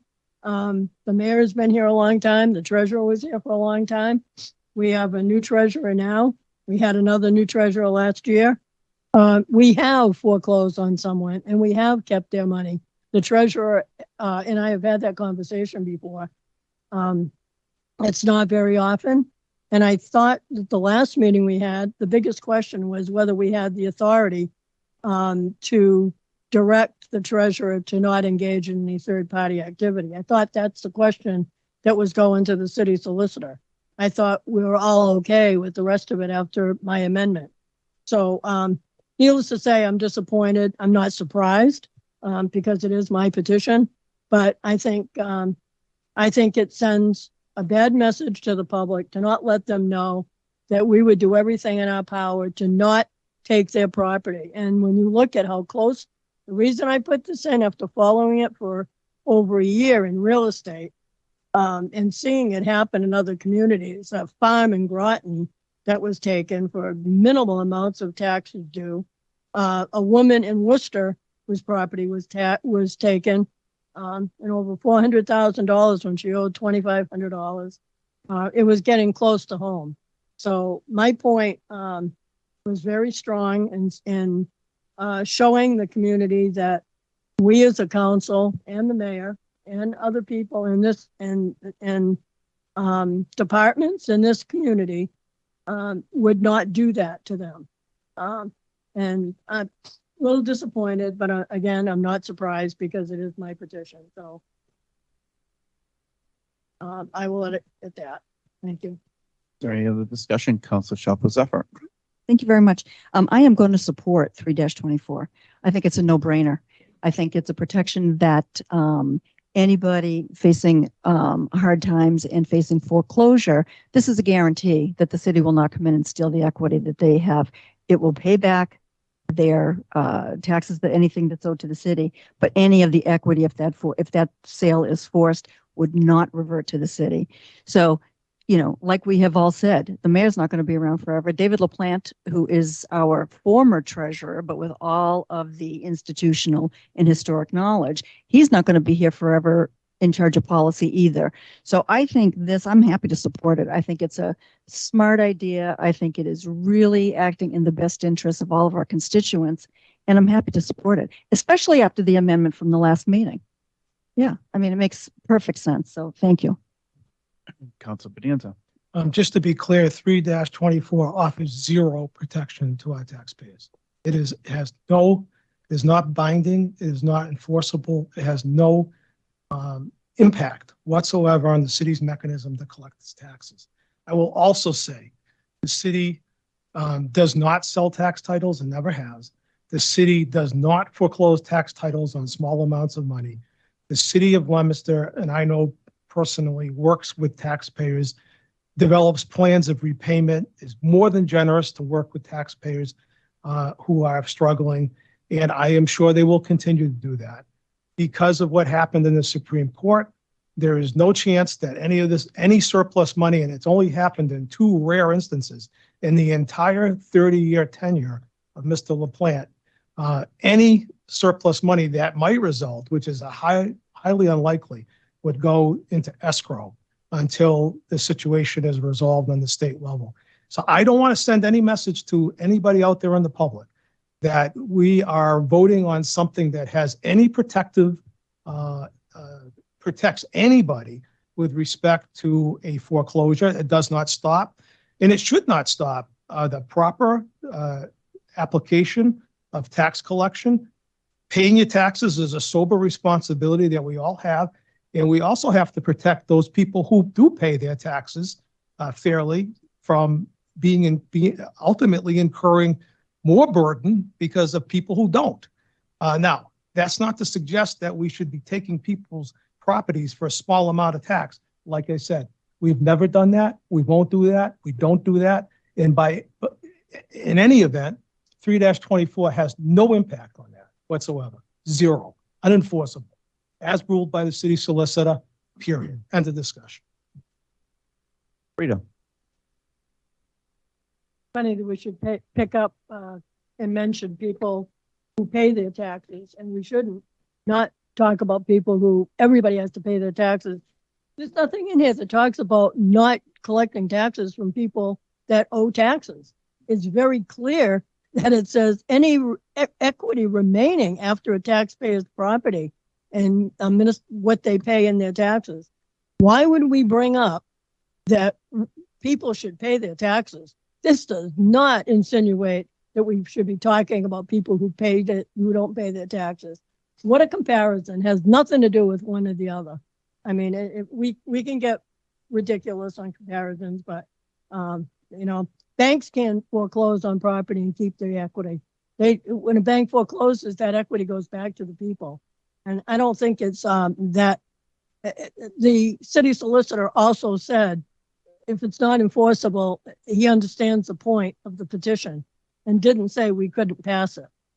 It's very clear. We can talk about the whole petition when we talk about the whole recommendation from the legal opinion. Councilor Angelini, did I see your hand? Thank you, Mr. President. We had the former treasurer here, still a plan. His quote was, we lose money on 90% of tax workload. 90%. He said that even though we don't use this, it's a valuable tool to negotiate payment. He begged not to take that tool out of the toolbox, even though it's not used. Well, apparently it's no secret any longer. But when we talk about the taxpayer, these people seek legal opinion after legal opinion because they don't accept the opinion that they receive. The taxpayers are paying for the legal opinion. So the city solicitor was clear that this petition does nothing to protect people from equity theft. Nothing. So they asked for another opinion. They offered an amendment. And now I want to hear about the taxpayer is not impacted. The taxpayer is impacted. Whenever we spend the money on legal opinions, the taxpayer is impacted. So I think we should, if we're going to request legal opinions, we should live by the opinion that's rendered by the attorney that the city is paying to render that opinion. I'll leave it there for now. Is there any other discussion? Councilor Ardinger. You know, I commend the councilor for presenting this. I think it's a great idea. It's something that is concerned to everybody. I also, councilor, if it's not enforceable, you're giving people a false sense of security. It's just if there were a resolution presented before the council tonight to sign something like this, that we were supporting that, I would probably sign the resolution. But to make this a firm, ordinance, I would say no. I don't want to. I think it's a great idea, but if it's not enforceable, we're spinning our wheels. And I'm going to, divert a little bit, but I look at the closing of the maternity ward. Everybody from the state legislature all the way down to us, fought that. And no matter how we did, the only people that had any choice on that, trustees of UMass Memorial, their mind was made up. We could have talked till we were blue in the face, and the outcome would have been exactly the same. Now, DPH is holding listening sessions on this. They're 6 months too late. The city, I'm not going to get into that, but it's the same thing. We're trying to do something that no matter what we do, the outcome is going to be. Is there any other discussion? Councilor Frida. Yeah, I'm just going to add that the chair of legal affairs brings up the fact that the treasurer, who's been there for 30 years and is now leaving, talked about the tool. He wants to keep it as a tool to be able to go after people and take their taxes. If that tool stays in, we have a new treasurer now. We had a new treasurer for a year. We have another new treasurer now. So that's the tool he used. And when I started all this, I preceded all my comments with this mayor, this treasurer, this collector, this council, and every department in this city, I know would never do that to one of our citizens. My whole point was the future. And so to bring up a tool that our former treasurer used, and we want to keep it in place for the new one, that's kind of my point. You made my point. I got to clarify. Councilor Angelini. That's not what I said. He said it's a tool. Pardon me? I think it was. No, it wasn't. I said okay. it's a tool that he said's available that they don't use. They use it in negotiation. They never use it but they, you know, it's something that they can use as a tool, as a negotiating tactic. That's what he said. And he wants to And now, keep so it. it's no secret anymore, obviously. But again, again, the point is, this is meaningless. The process is the same no matter what the vote is tonight. In the Supreme Court case, I mean, the supremacy clause in the Constitution, that's landmark. It's a landmark legal case from the Supreme Court. There's already motions that puts You live the in other Minnesota. 13 states on notice. So it's just moot. The whole thing is moot. Mr. President, the Supreme Court law applies to the entire country. This does not just apply to Minnesota. That's not the case, Counselor. I mean, I do, believe it or not, I took constitutional law in law school. Okay, the law, it's axiomatic. Okay, the law of the land, the Supreme Court rules, it's the law of the land. Then why Okay, is it- because the legislature hasn't got off its duff to pass a statute. Okay, so that you got to take up with them. And you know what? If they don't by the end of of Mr. Mazzarella's next term, you can rebring your petition. Okay. Move the question, please. Yeah, I have a motion to move the question. Does that have a second? Okay, Councilor Angelini. All right. All those in favor? Move the Okay, question. to move the question. Okay, so the question is moved. The motion on the floor is to deny, and I'm going to take a vote, and I'm going to do this in a roll call manner to deny, beginning with Councilor Bedanza, Yay. Councilor Cormier, Councilor Arndinger, Yay. Councilor Angelini, Yay. Councilor Brady, Nay. Councilor Shalfo Zephyr, Nay. Councilor Deacon, Yay.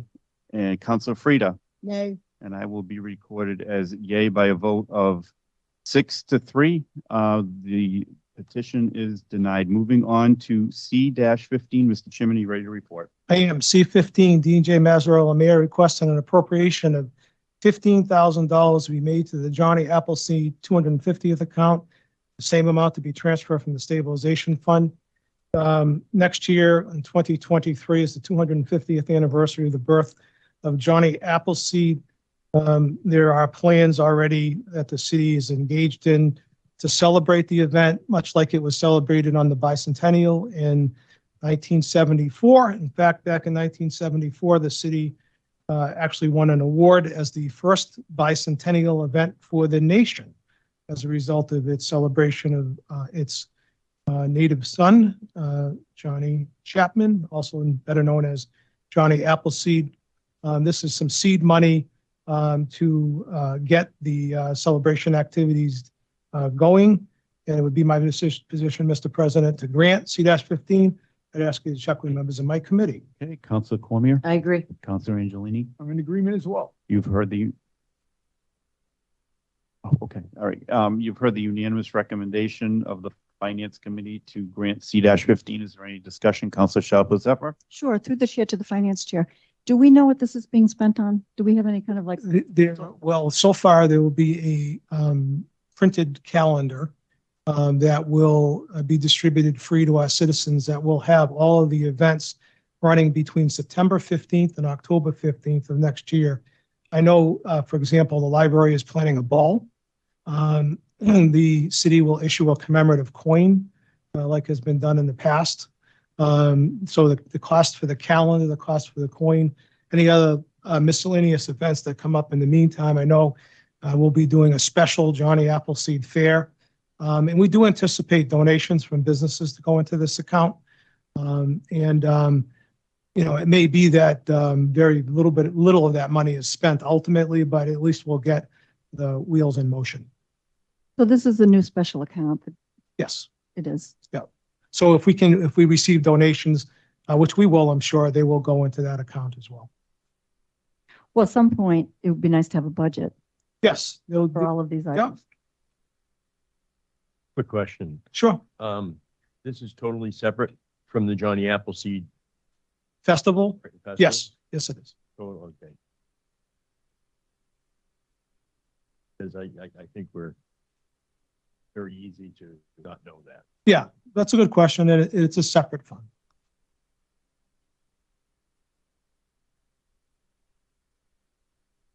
Discussion?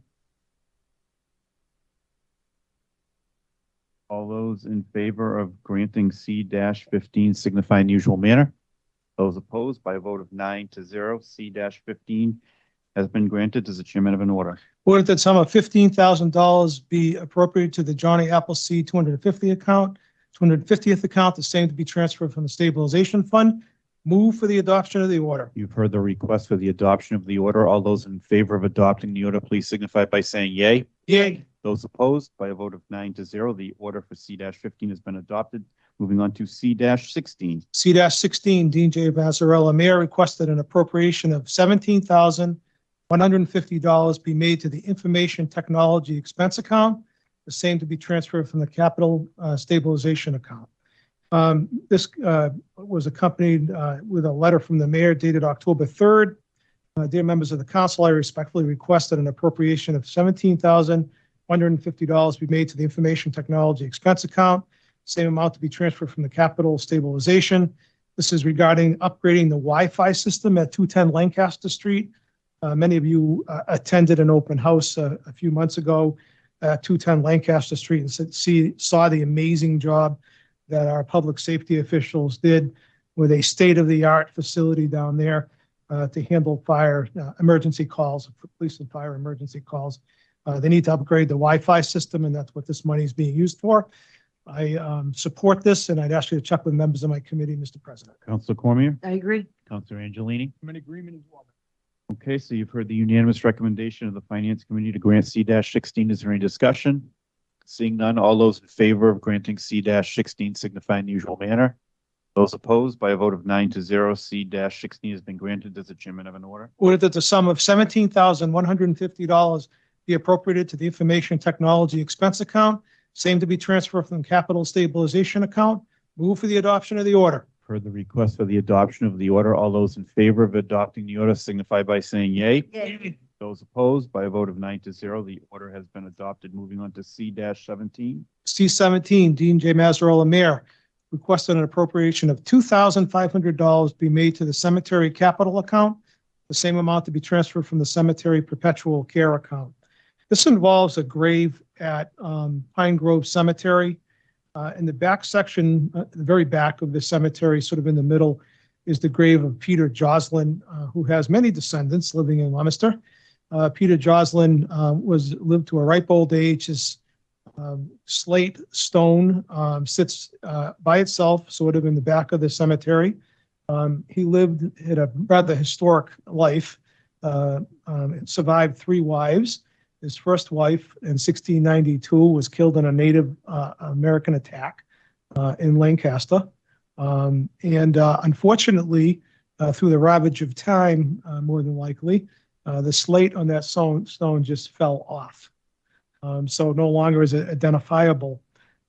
Fortunately, we have photographs of the stone, and this is a quote, to replace or to put a granite marker next to the existing slate stone, so his memory will not be lost to history. And Mr. President, I support this. I think this is exactly what the perpetual care account is for, and I would ask you to check with members of my committee. Councilor Cormier? I agree. Councilor Angelini? Okay, you've heard the unanimous recommendation of the Finance Committee to grant C-17. Is there any discussion? Seeing none, all those in favor of granting C-17 signify in the usual manner. Those opposed by a vote of 9-0, C-17 has been granted. Does the chairman have an order? Ordered that the sum of $2,500 be appropriated to the Cemetery Capital Account, the same amount to be transferred from the Cemetery Perpetual Care Account. Move for the adoption of the order. You've heard the request for the adoption of the order. All those in favor of adopting the order signify by saying yay. Yay. Those opposed by a vote of 9-0, the order has been adopted. Moving on to C-18. C-18, Dean J. Mazzarella, Mayor, requested an appropriation of $500,000 be made to the Flood Fund, same amount to be transferred from the Stabilization Fund. As you know, we approved an appropriation of $500,000 previously. The mayor is looking for another $500,000. The city, of course, has incurred lots of expenses with respect to road construction and repair, and it would be my position to grant C-18. I'd ask you to check with members of my committee. Councilor Cormier? I agree. Councilor Angelini? I'm in agreement as well. Okay, you've heard the unanimous recommendation of the Finance Committee to grant C-18. Is there any discussion? Councilor Frida? Yeah, through the chair to the finance chair, can we just get a Not necessarily, doesn't have to be an intensive breakdown, but just, say some money went into Pleasant Street, some went here, went there. Yeah, Just a breakdown. I think it would be a good idea to ask the mayor to give us a sort of, like you said, a generalized breakdown of what we've spent, and on what, and maybe even a forecast of what is yet to come. So we get I know obviously they're still working intensely with FEMA, which is not nearly complete, but I think that's a good idea. I agree with all the money we're spending. Right. Just I understand. so people know where it's going. I'm in support of that. Council Brady, I saw your hand too. Yes, on that, just the 500, this is all municipal expensing. Right. There's nothing for any homeowners or anything. No, I believe not. No, there's a private fund that's being administered by the United Way for homeowners, but this is all for city expenses. Councilor Shalfo-Zephyr. Thank you very much.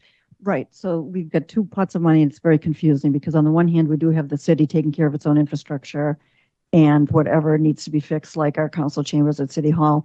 Then we do have the city as the recipient of large amounts of private fundraising dollars that have been spent and parceled out to a variety of homeowners that need that. So it would be helpful for the mayor to come down and give us an overview with detail, because I still have people that need help and they're calling and they want to know. I know we're waiting on FEMA, but also if the private fundraising is ongoing, yes, that would be helpful to know. I assumed it was, but I think that we need to know that and we need to communicate that to everybody in the city.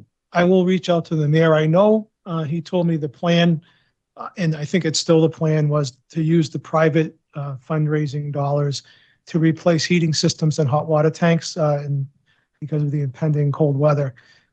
What's left in that fund and how far they have to go, I don't know. So I think it would be a good idea to follow up on your suggestion. Not sure if this is the appropriate time to bring this up or not, but I understand some councilors were in attendance with some ward people and Ward 1 about flood.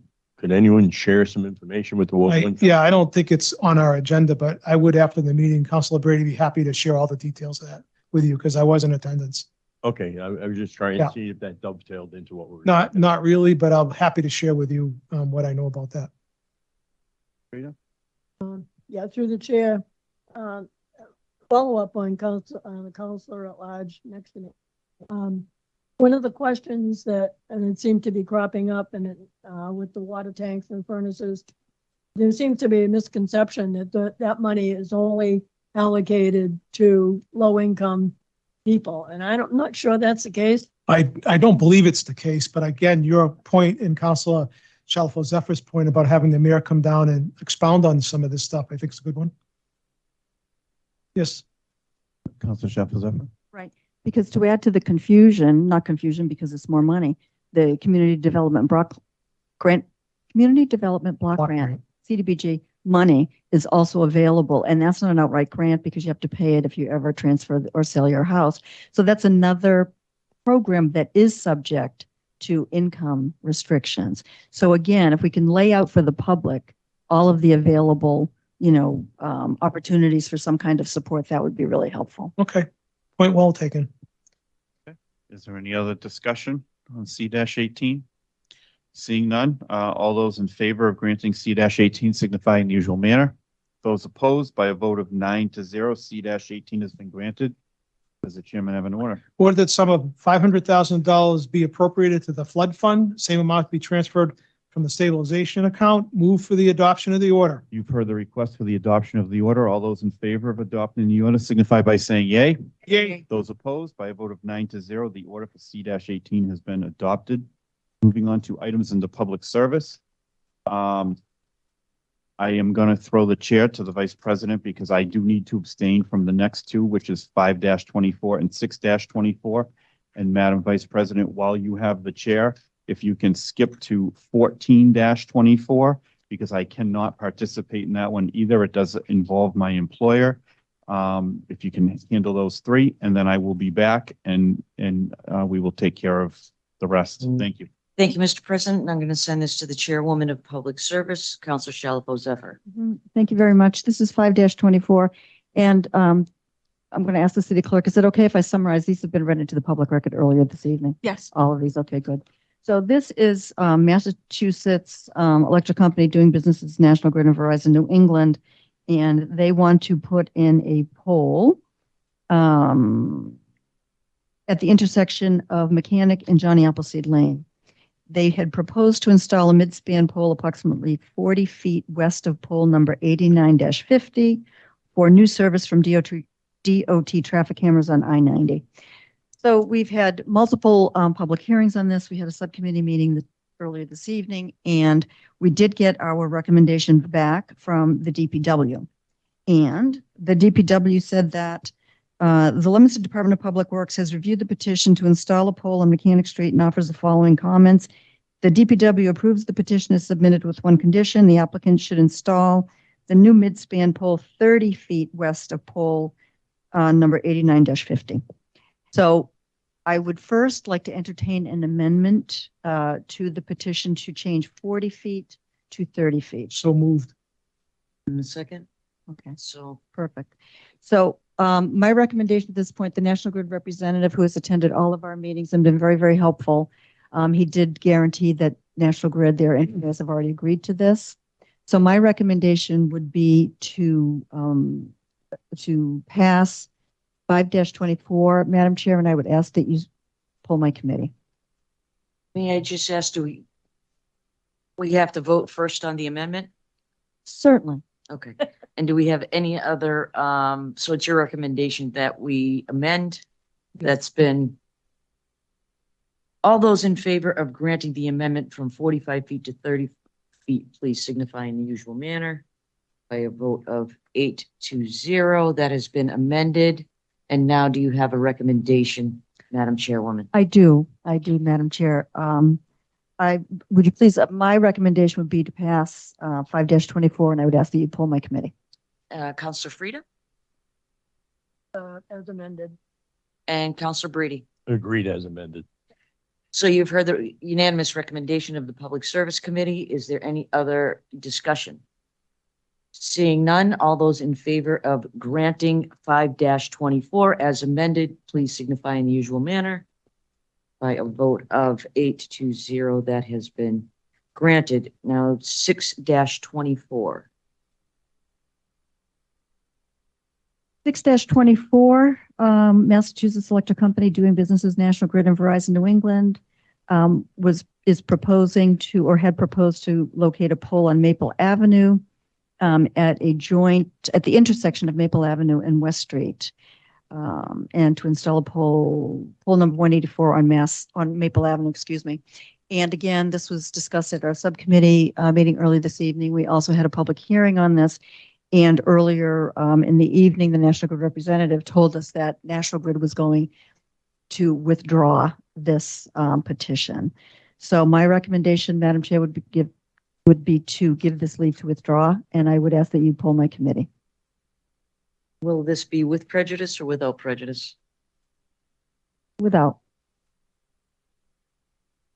And Counselor Frida and Counselor Brady. Yes. So you've heard the unanimous recommendation of the Public Service Committee on 6-24 to grant National Grid leave to withdraw without prejudice. Is there any further discussion? Seeing none, all those in favor, please signify in the usual manner by a vote of 8-0. 6-24 has been given leave to withdraw without prejudice. And Madam Chairwoman, we're going to 14-24. That was on page 10 of the agenda.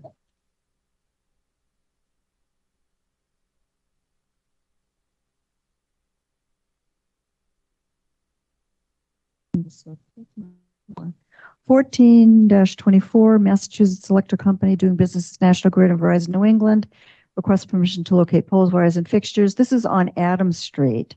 And we heard, I believe earlier this evening, from, just double check that.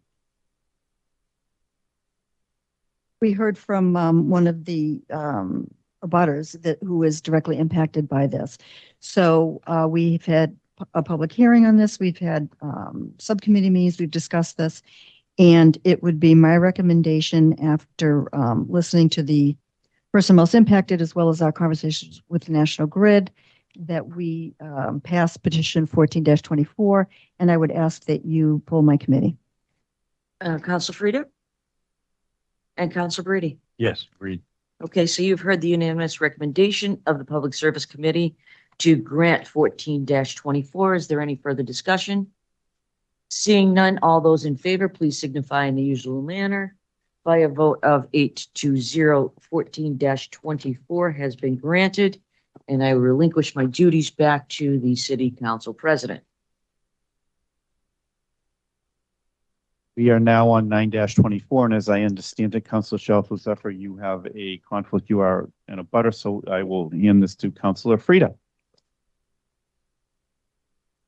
9-24, Mass Electric doing business as National Grid, looking to locate poles, wires, and fixtures necessary, sustaining and protecting fixtures on West Street. There's a question about the location of the pole. Seems to be a little bit of an issue with a particular resident. I did not get the name of the resident. I was not here at the last meeting, and in the meantime, Councilor to my right found out she had a conflict. So we need to have National Grid look at that a little closer and have some recommendations, and recommendation would be to give it further time. Okay, Councilor Brady, are you in agreement? Yes, I'm in agreement. Okay. And this is the one I believe that they're going to give a drawing. Is that correct? They'll come back with a drawing. Okay.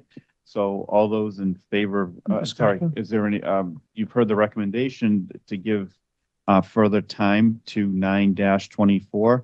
Is there any discussion, Councilor Bedanza? Yeah, based on the National Grid representative's presentation on this a little earlier, I'm concerned about this. The guy is in a tree that I drive by every day. I've seen that tree. It's not in very good shape. And the plan, of course, is to substitute the anchor with a pole as opposed to the tree. I suspect the trees are never really the preferable option, but I think in the past they were done more often.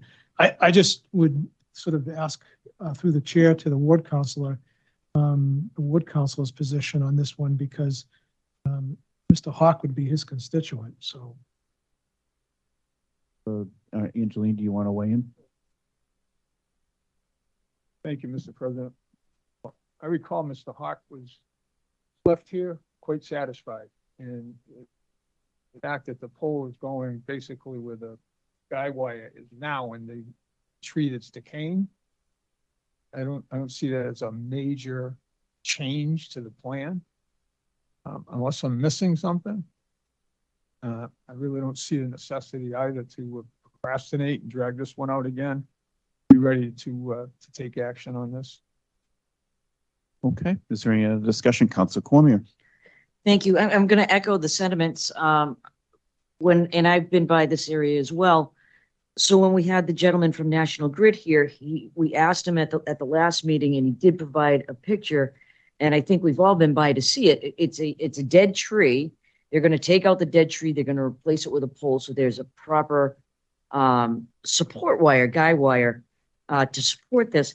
My fear is, and according to National Grid, is this is outside of their standards. They can't just provide us a black and white photo. They can't just superimpose what the pole is going to look like in the neighborhood.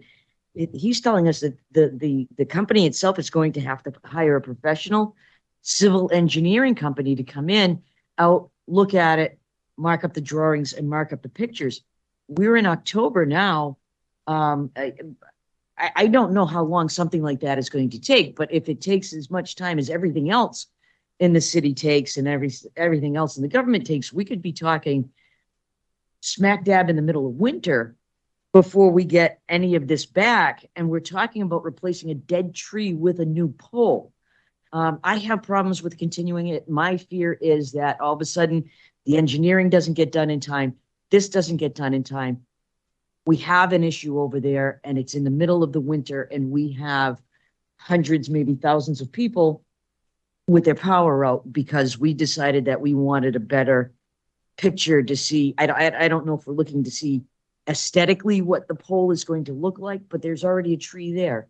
And it's just a pole going right where the dead tree is. So I would prefer to go forward on this. I am afraid to allow this to go any longer than it should.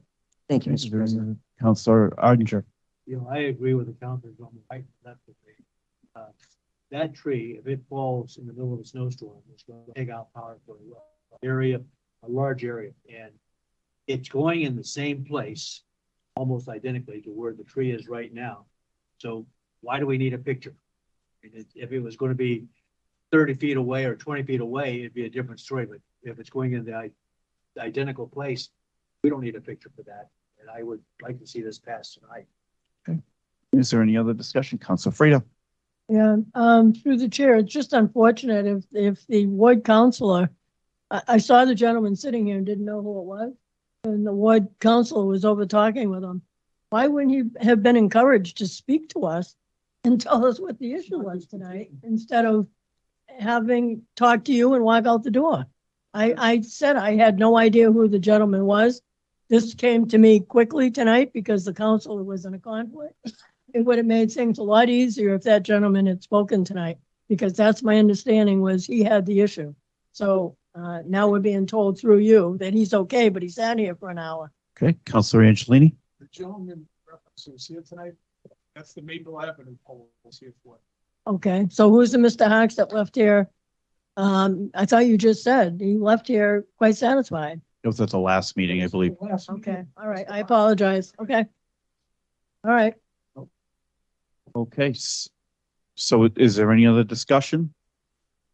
Okay, so I believe that the recommendation on the floor is to give further time. And if that passes, we would need to establish or to continue the public hearing to 6:48 p.m. on November 13th. So at this time, it seems like I'm going to do a roll call vote on this one as well. This is once again for further time. Councilor Bedanza? Nay. Councilor Cormier? Nay. Councilor Arndinger? Nay. Councilor Angelini? Nay. Councilor Brady? Yay. Councilor Deacon? Yay. Councilor Frida? Yay. And I will be recorded as nay by a vote of 5-3. There is a nay for further time. So do I have another recommendation from the floor to do something different? I'll move to approve 924. Councilor Bedanza makes a motion to approve or to grant, and Councilor Cormier, is that a second? It is. Okay, so is there any discussion on this new motion to grant? Seeing none, I'm going to do this in a roll call vote as well to grant, beginning with Councilor Bedanza. Yay. Councilor Cormier. Yay. Councilor Arndinger. Yay. Councilor Angelini. Yay. Councilor Brady. Nay. Councilor Deacon. Nay. Councilor Frida. No. I will be recorded as yay by a vote of 5-3. 9-24 has been granted. Moving on to 11-24.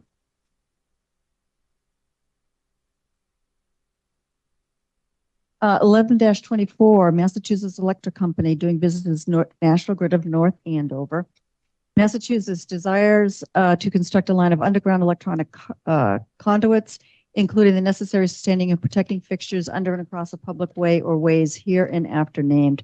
So this is for underground transmission expansion down at West and Church Street. So this was referred to the wire inspector, to the fire department, and to the DPW. We did get a response from the fire department, and we are still waiting for DPW and the wire inspector to weigh in. So my recommendation, and I would ask that you poll my committee, would be further time. Frida? Councilor Brady? Yeah, based on the complexity of this with underground and things like that, I really would like to hear from the wire inspector. Okay. As in a referral, to make sure we get a referral. Okay, if we can make sure we get a referral. We have one. Yeah. We have one out to the wire inspector. He just hasn't gotten back to us yet. Wire and DPW. Yeah, I await their response. Oh, Just absolutely. because of the complexities of course. this. Yeah, yeah, yeah. Oh, I absolutely. think it'll be great to get done. Right. I'm like all for it, but Yep. they're the experts there. I want to give them a chance to weigh in.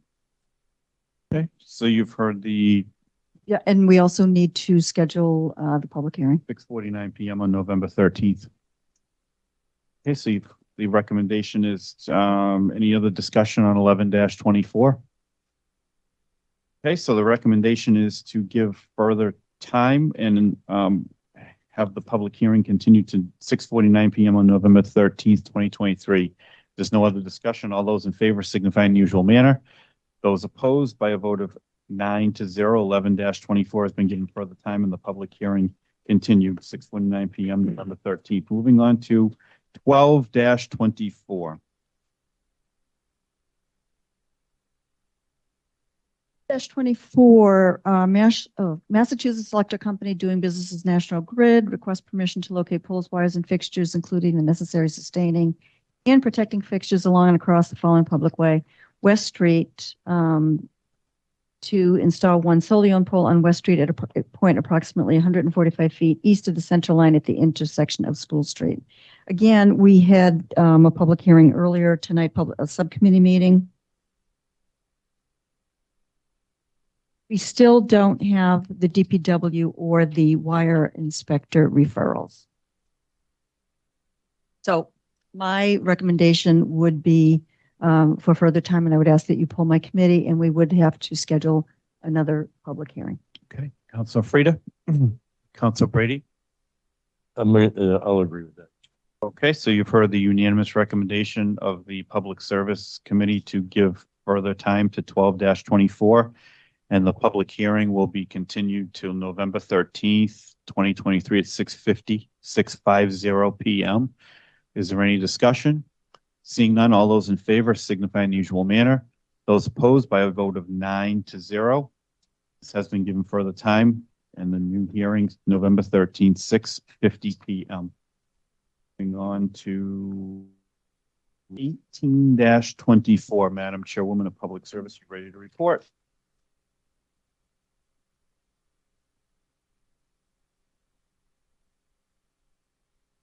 Sorry. We didn't do four. Yeah, we did that one already. We skipped around. Counselor Yep, Foote. yep. That's why I'm jumping around too. That's why I was confused. Okay, so we are on 14-20. No, we're not. 18. 18. Yep. He's anxiously waiting. 18. Okay, I know the. Thank you very much. 1824, the Sterling Municipal Light Department request permission to locate telecommunication conduits, wires, and fixtures along and across the following public way: Research Drive in Leominster.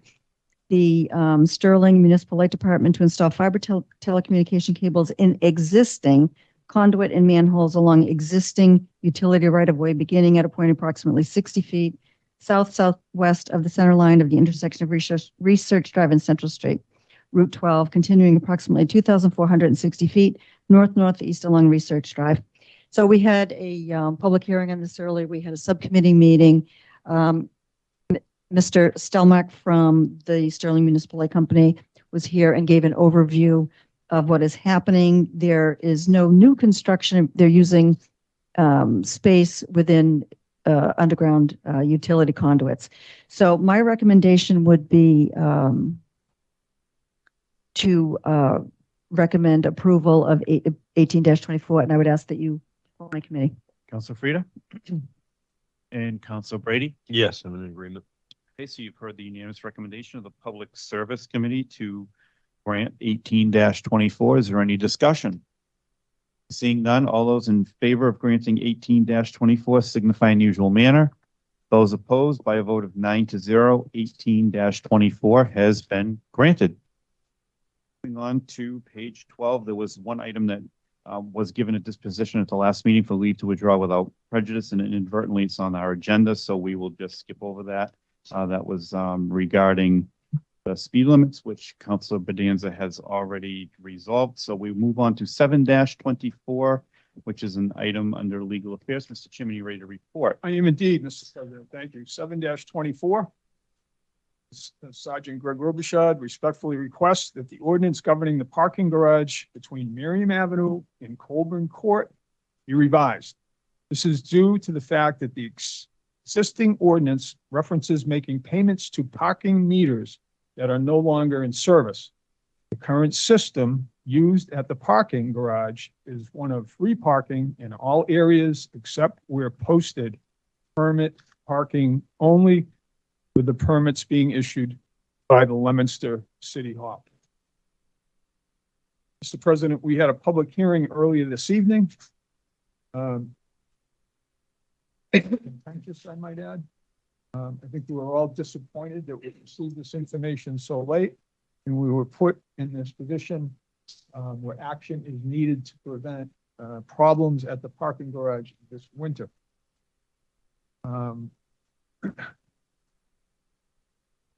I know that my colleague on legal affairs had suggested editing some of the language perhaps, so if I may, Councilor Bedanza.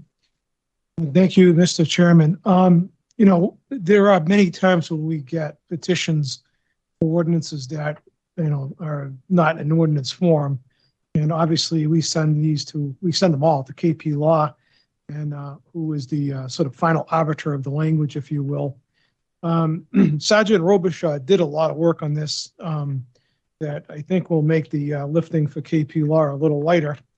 But the only comment I had reading this over was, I think the intent is to issue these permits on a calendar year basis.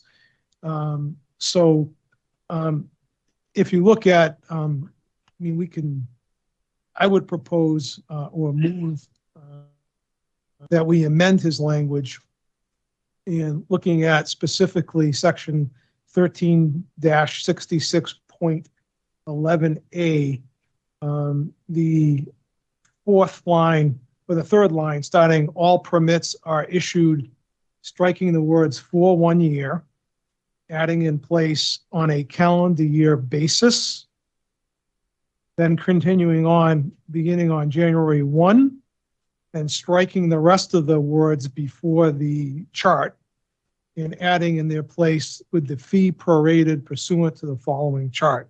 I think that'll be a good expression to KP Law as to what we want, a little bit more clear than what Sergeant Robichaud had. The way he had it written, it almost sounded like you could get these on a rolling 1 year basis, and I don't think that's what the intent is when you look at the chart. So I would suggest that we amend his language with that, and I can make that a motion at the appropriate time. Okay. And Councilor Deacon? I'm okay with that amendment. Okay. All right. So if I could, maybe we should make a formal motion to amend. Okay, a motion to amend as stated. Is there a second? Council Brady, I saw your hand. So we have a motion and a second to make those amendments. Is there any discussion? All those in favor of those amendments signify in usual manner. Those opposed by a vote of 9-0. By a vote of 9-0, I'm going to give this back to the Chairman of Legal Affairs. Sorry. Okay, 8-1. Okay, thank you, Madam Clerk. So I'm going to refer the amended version back to the Chairman of Legal Affairs so that you can give us another recommendation on the amended version. My recommendation to adopt language.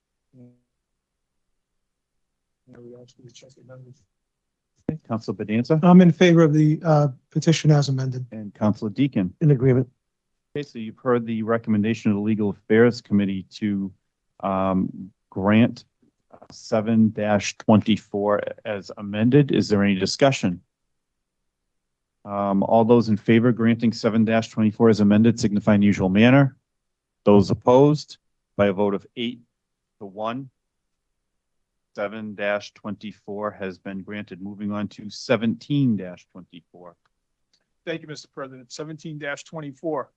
Mark C. Bedanza, Ward 4 Councilor, requests to amend the revised ordinance, Chapter 13, Section 13-34, entitled No Parking on Certain Streets by inserting Adam Street 30 feet east of the driveway at 98 Adams Street and 30 feet west of the driveway at 98 Adams Street. As you know, Mr. President, we had a public hearing this evening. The petitioner informed the council that the Leominster Police Traffic Division and the property owner meeting to discuss just how far they're going to take this no parking issue. And I believe the petitioner had suggested further time. So since we kept the public hearing open, my recommendation would be for further time, and I will ask you to check with members of my committee. Council Bonanza. Yeah, as I said earlier, the constituent wants further time to work with the traffic agent, and I'm in accord with that. Okay, Councilor D. Request further time too. Okay, so you've heard the unanimous recommendation of the Legal Affairs Committee to give 17-24 further time. We're going to need to continue the public And we hearing. need to continue the public hearing to November 13th, 2023 at 6:48 PM. Is there any discussion, Council Brady? Yes, I'm just wondering, is there any way we can contact the police and maybe put a temporary no parking order up just to protect these residents? Getting in and out of the driveway and do it as a temporary basis until all this can be researched? You already can't park within 5 feet. That's a ordinance that's already on the books, but I can talk to Sergeant Robichaud about that. Yeah, It's not a I bad think we idea. can do that just to, Yep. believe. Yep. I believe they can, they have the ability to do that. But yeah, if you want to offer that suggestion to them, that's their discretion. But yeah, that's maybe a good idea. So, okay. Any other discussion on 17-24?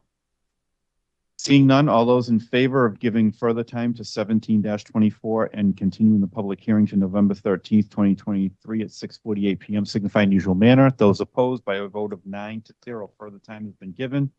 The public hearing has been continued. Moving on to items under city property, 15-24. Thank you. 1524, Richard M. Marchand, request to close Monument Square as well as the following. The use of downtown Leominster to hold the 31st annual Johnny Appleseed Arts and Cultural Festival in collaboration with the anticipated events of the city Leominster celebrating Johnny Appleseed's 250th birthday. Event to take place on September 14th, 2024. The event needs to be postponed. Rescheduling requested is Saturday, September 21st, 2024. The areas downtown that I asked to be closed off for limited access, such as public safety and main stage access only, include the following. From the intersection of School Street and West Street, down West Street to the intersection of Main Street, the entire distance of Park Street to the intersection of Main Street from the intersection of Mechanic Street and Merriam Ave, the use of the City Hall parking lot as well as a parking lot adjacent to City Hall. Said area shall be used for providing space for youth groups and parking lot party for children. The parking lot between the First Baptist Church and the First Church Unitarian, all abutters shall be notified pending the decision of the City Council. Who's given regular course, and this has been an ongoing thing now for 31 years. Well, like to say that we can rubber stamp it, but I don't see anything reason why to hold this up, and I recommend that we do pass it, and I'd like you to reach out to members of my committee. Thank you very much. In agreement. Councilor Deacon and Councilor Frida. Okay, so you've heard the unanimous recommendation of the City Property Committee to grant 15-24. Is there any discussion? Seeing none, all those in favor of granting 15-24 signify in the usual manner. Those opposed, by a vote of 9-0, 15-24 has been granted. Moving on to 16-24, Mr. Chairman. 16 This is still Property? city property. Yep, for the crosswalk. 1624, Pauline Comier, Ward 2 Councilor, request to create a crosswalk at the intersection of Mechanic Street and Johnny Appleseed Lane. Given regular course. We've had some people speak in favor of it. Very, very personally aware of that intersection. And I think anything we can do to add safety over there. My son lost his best friend tragically. It's named the skate park after him, Frankie Fortuna. It was in that general area. Mechanic Street, that section is incredibly dangerous. Anything we can do to help them. And if you could pull my committee. Counselor Deacon, I'm in agreement. Counselor Frida. Okay, so you've heard the unanimous recommendation of the City Property Committee to grant 16-24. Is there any discussion? Counselor Angelina, I think I saw your hand, and then Counselor Frida. Thank you, Mr. President. I'd just like to say I was unfortunate when we certainly all understand because every Veterans Day, the parking constraints, and we often walk quite a distance to do. So we certainly understand what they're going through there, and I hope we can work to find them some relief. Great, Counselor Frida. I certainly agree with this. There's a need for it. The only thing I worry about though, and maybe we should try to get a traffic study. I think there was some concern. I was talking about it the last time it was at Goves. And there seemed to be some concern about the line of vision coming up over that hill.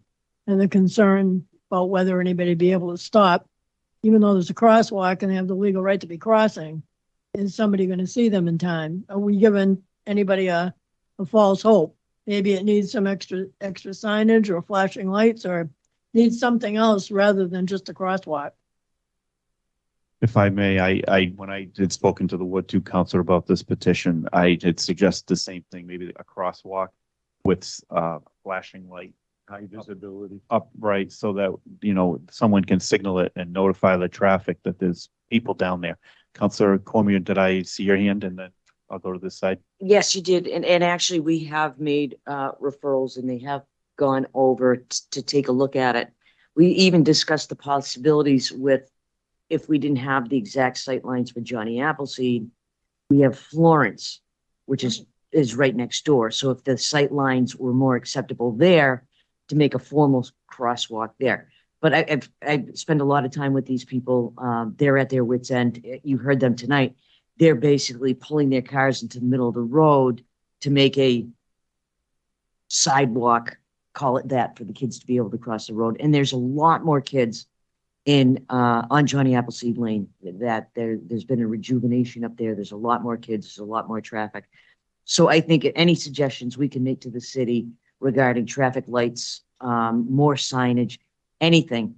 The residents up there are thrilled that they have the traffic tower there right now because they've already noticed people slowing down because now they have something showing them. The only problem is according to their concerns, it's harder to take the left coming out of Johnny Appleseed. And I'm sure, and I haven't heard from the people from Florence Street, but I'm sure they have the exact same issue. So I will continue to work with the city, follow through with it, and a recommendation from the city council to get some signage, get some sidewalks would go a long way to getting it done. So thank you. Commissioner Zephyr, I think I saw your hand. You did. Thank you very much. I don't know what's going on. It's way over a year, and I think it's even longer than that. But the Ward 2 councilor and myself, along with some of the business owners at Ginny's Helping Hands and the Vinda's Tailor Shop next door, petitioned the city council for a crosswalk. And that also is a very dangerous area, Mechanic Street. People fly up and down. And that sightline was a bit of a challenge as well. But the DPW, they were just starting to install it this past week. Yeah. And they did some engineering, so they figured out where to put it, how to get the sight lines right. And they have big flashing lights that are going to be solar powered that will get people's attention when people are in the crosswalk. So I'm sure that they can come up with an engineering solution to that. And I think it's absolutely necessary. That whole stretch of Mechanic is deadly. Thank you. Councilor Frida, did I see your hand? I'm just really concerned about a crosswalk, nothing else, because I think we're giving people false safety situation. And God forbid if we had a crosswalk and kids are crossing and somebody came flying over that hill. So hopefully it works together and everything goes at the same time. And just if I may, Mr. President, and I want to give a shout out to our superintendent of schools who, after the first couple of days of school, actually drove up there because at some point they were having the children come and stay on that corner for the buses. And she came through and said, absolutely not, because of the way that intersection is and the danger there. So I think it's important. And to your point, Councilor Shalfo Zephyr, I've already been by where Jenny's is, and it makes a big difference. It draws your eye right to it. So if it's something like that that we could do in there, I think it would be a great recommendation. Thank you. Okay, any other discussion on 16-24? Seeing none, all those in favor of granting 16-24 signify in usual manner. Those opposed by a vote of 9-0.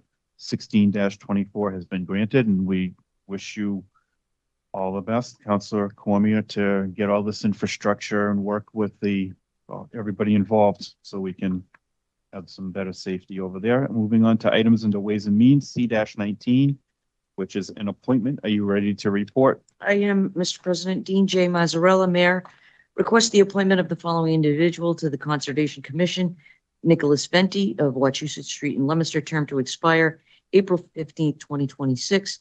Mr. President, it would be my position to grant this appointment. Our Conservation Commission is very important to the city. We need qualified people on there and to keep those positions filled. So I'd ask you to check with other members of my committee. Councilor Arger. I agree. Mr. Venti's resume was quite extensive. All qualified individual, so I certainly support this. Councilor Shalfo Zephyr. I agree as well. Okay, so you've heard the unanimous recommendation of the Ways and Means Committee to grant C-19. Is there any discussion? Councilor Frida. Through the chair to the chair of Ways and Means, is he not coming in for an interview? I didn't request an interview. We had reviewed his resume and seeing all the matters that we had scheduled on. I didn't issue the invitation to bring him in based on his resume, seeing everything that we had on. I didn't want him to have to sit through a couple hours long. I strongly disagree with not having these people come in. It's an opinion. We've had so many problems over the years with a lot of these boards and a lot of decisions that have been made in the past. Some of these reigns that we've had are, questioning a lot of decisions that have been made in the past. So I think it's pretty important that we at least have the opportunity to address different viewpoints. Is there any other discussion on C-19? Councilor Shalfo Zephyr. Yeah, through the chair to the Ways and Means chair. I think that's a good idea too. I looked at this quickly and I thought it was a reappointment. Then I thought, no, this is something different. I think new people, to be consistent and so that they know us, we know them. I think it would be good to have them come in for an interview. I certainly will consider that for the next appointment. But as I said, as I reviewed reviewed his stellar resume and didn't find it was necessary at this point, but I will keep that in mind for the next one. My recommendation remains the same. Okay. Councilor Frida. I don't disagree with his resume. I don't disagree with anything that he's qualified for. I do strongly believe that we should have the opportunity to interview. We had stellar and outstanding recommendations on many people that have sat in this room that we've interviewed. And we've had some serious problems. I've been the lone vote on many appointments. And we've had some major issues. We could go into some of those. We've had some major issues on appointments, voluntary and hiring. So it's unfortunate that I'm actually being forced to vote against this tonight because I don't think anybody should walk into a position without having the ability for us to ask questions of our constituency. Okay. Is there any other discussion on C-19? Seeing none, all those in Excuse favor? me. Oh, Excuse me. yeah. Oh, yeah. Oh, sorry. Go No, ahead. that's okay. I feel the same way. I don't know when the policy changed or when our practice changed that we don't interview appointments. I mean, reappointments, yeah, we don't interview reappointments. We've, talked to them, met them in the past, so I'm not sure when that changed, but I don't think it's a good idea.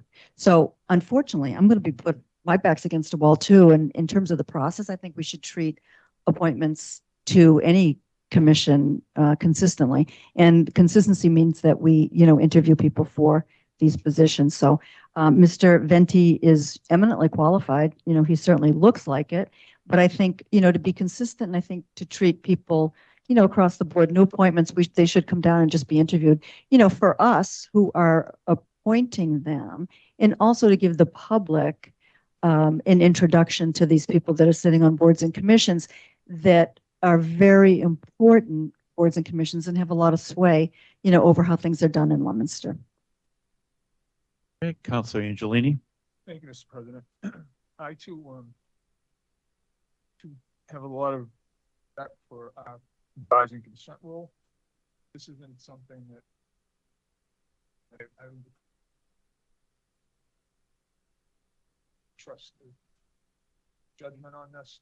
She saw the agenda was packed, we were loaded with public hearings tonight, and I can understand they're not wanting to torment this poor guy, make him sit through this. But I would suspect that this isn't a practice, Counselor, is it, that we're going to be adopting from now on? It is not a practice. This was based on the very high recommendation from the mayor's office, respecting their office and what they do, and the mayor's recommendation and review of Mr. Venti's resume. And yes, it took into consideration the fact that we have a jam-packed 15-page agenda for this evening. And listen, it's not a change. It's not going away from what we have ever done in the past. But I think with everything that has gone on, we need him on board. We need it on board now. I didn't want to delay it. I didn't want to delay him. I didn't want to have him sit here through this. And with all due respect, Counselor, I agree. We have had problems with our committees. We've had issues with people in the past. Those, to my recollection, in the time I have been here, have never come up during the course of the interview. It's always happened after the interview. I haven't found that anything has come up during the course of the interview that would give rise to any of the issues that have come up afterwards. I don't think a 5 or 10 minute interview with someone is going to point that out. In either case, no, this isn't a policy change. This was taking a look at the bigger picture of what was going on, the referral, his resume, his qualifications, what we need now. And I didn't see the point of having him come in and sit through all this to go through an interview. So that was my decision. It is not a change in policy, and my recommendation stays the same. Councilor Frida. I'm really very confused. I don't understand the very commission that we're voting on this appointment tonight has had individuals sit there who have had incredible qualifications that ended up being on the committee and not showing up at the meetings. They couldn't have meetings for many constituents that I've got phone calls from that were trying to get before the Conservation Commission, couldn't because they couldn't put a quorum together.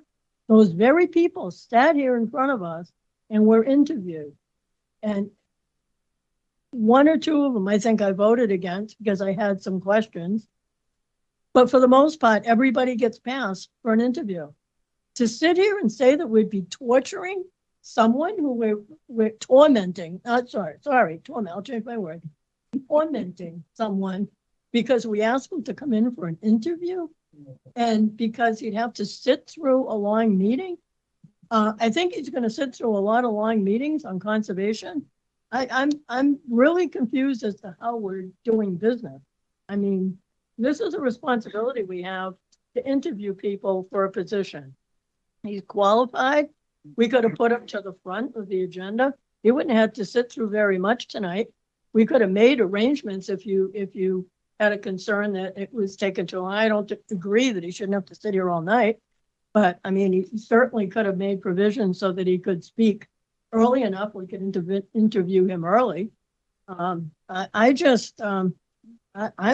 really against, well, we've had too many people come and go in the past few years on these boards, and people who aren't even on these boards, that I don't think we can take this that lightly and just say, he's got a great resume, and we're just gonna put him on and not even talk to him.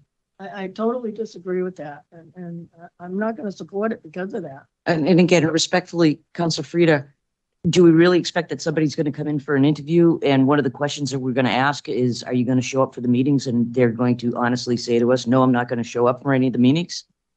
It's a matter of, you know, when you look at his resume and you see what he's accomplished and see the work he has put into it, he is someone that I would expect is going to come up here and say, I know what this is about. I've talked to the mayors about it.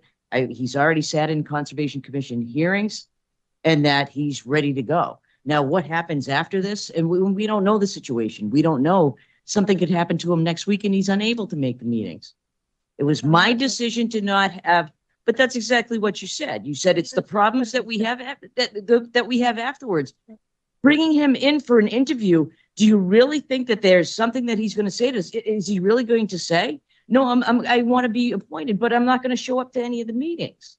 That's not what have happened with any of the other people that we had up here. Again, it was my decision to not have the interview. It was based on all those reasons. My position remains. Thank you, Mr. President. We really have a way of twisting comments that are made. Nowhere did I say if something happens to the gentleman, he's not going to show up. And nowhere did I say we're going to have him sit here and say, you're going to come to the next Conservation Commission meeting? Because that's pretty important. But you don't, have you ever interviewed people where you sit there and you talk to people and you get a sense of what type of personality they are and how it fits going to be in a board? Council, if you were questioning my abilities to interview people, no, and to counsel people, that's what you're questioning. No. Have I ever interviewed anyone? Yes, Counselor, I have. Thank you very much. Let's twist more. All right, Councilor Shalfo Zephyr. Thank you very much. I think that there is value in having somebody come down to a public meeting and saying before the body of 9 people that approves their appointment, that they understand what the job is, and yeah, they are committed to attending all of the meetings. If they're put on the spot, I mean, you've got them on the public record, they've said it in public, and I think that there's value in having that statement made in public. And I have a question through the chair to the Ways and Means chair. I mean, there are extenuating circumstances on the Conservation Commission that, underlies trying to get this passed quickly. This person, get this appointment made quickly. Are they down 2 people? Do they not have a quorum? I mean, is there some reason to really expedite it? They have had issues with having enough people, qualified people on the Conservation Commission.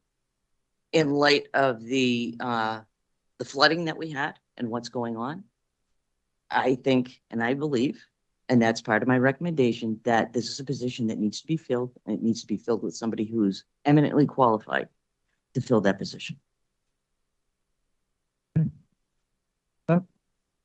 Okay, Councilor Bonanza. I probably shouldn't do this, but our role is technically to confirm. Confirmation means, in my view, if there's something patent about the person that the mayor sends down that would disqualify them from being appointed, that's really our role. What we've done customarily is really a meet and greet for the public. That's really what we're doing. To call it an interview is a bit of a stretch, because I've interviewed a lot of people in my time for jobs, and I gotta tell you, they come down in front of a public body for a 5 or 10 minute sort of recitation of their resume and a few questions from us. Isn't really an interview process. It's really a meet and greet. Do I think it's valuable? Yeah, I think we should do that in most instances. I respect the Ways and Means Committee's chair's decision. But let's not really confuse what we're doing here. I mean, we have never said to somebody, you know what?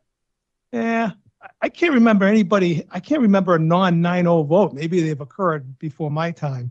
But, well, okay. So, but what was it, an 8-1 vote? So the bottom line is that, I'm ready to move forward with this tonight. I looked at the fellow's resume. We'd be fortunate to have him. And if it turns out he doesn't show up for meetings or it ends up not being what worked out, so be it. That's what goes, but it's not going to be revealed in a 5-10 minute interview. It's just not. Okay, any other, Counselor Angelini? Real quick, I was clear. I mean, I obviously take the role seriously. The mayor appoints and we confirm. So I asked the chair if this was a change in policy. She said no. I admire her work ethic. I admire her judgment, and I'm not going to question it. From one appointee with a resume is wonderful as this gentleman's. So, I'm willing to move forward with it too. And I don't think the Ward 2 councilor deserves the heat that she's taking right now for this decision. But that's just my personal opinion. Okay, is there any other discussion on C-19? Mr. President, just quickly, I would be, and I want to go forward with this appointment this evening. But if we want to schedule a meet and greet and have him come down and do an informal interview, meet and greet with us at the next meeting, be more than happy to request that as well. But I'm ready to vote, and that's my recommendation, to vote on this appointment this evening. So we could do that too. We could get him on board so that they don't keep having problems with quorums, and if he's available at the next meeting, he wants to come down for, a few minutes, that's fine too. All right, is there any other discussion on C-19? Seeing none, I'll do this in roll call vote, beginning with Councilor Bedanza. Yay. Councilor Cormier. Yay. Councilor Ardinger. Yay. Councilor Angelini. Yay. Councilor Brady. Yay. Councilor Deacon. I'm Yay. sorry. I apologize. Councilor Shalfo Zephyr. I'm going to support this, but only because the chair is inviting the person down for an interview. People can call it a meet and greet. People can call it whatever they want. It's an interview as far as I'm concerned. So because we're having the person come down next time to go through our regular process, I will support this appointment because I agree that the Conservation Commission is critical. Thank you very much. Councilor Deacon. Yay. Councilor Frida. Yay. And I will be recorded as yay by a vote of 8-1. This appointment is confirmed. Moving on to new business, we have 2 items on the agenda under new business. They are both first readings of an ordinance. 8-24, formally petition 8-24 is first under legal affairs. Mr. Chairman, you ready to report? I am. Thank you, Mr. President. Yes, formally 8-24. First reading of an ordinance. An ordinance in the year 2023, be it ordained by the City Council of the City of Leominster as follows. Amending Chapter 13 of the revised ordinances entitled Motor Vehicles and Traffic. Chapter 13, Section 13-33 of the revised ordinances entitled Schedule of Parking Fees is hereby amended as follows. In Group A, insert the following text. 03, permit parking only. In violation categories in Group B dash Group E are numbered to run from 04 through 23. In Group C, violation number 16, the text all night parking is deleted and snow emergency inserted in its place. In Group D, under violation number 21, within a fire lane, insert the words not to exceed $50. In Group E, delete the following text. Not to exceed $50 for each offense, and for each subsequent offense, the vehicle may be removed according to the provisions of Section 120D of Chapter 266 of the General Laws of Massachusetts.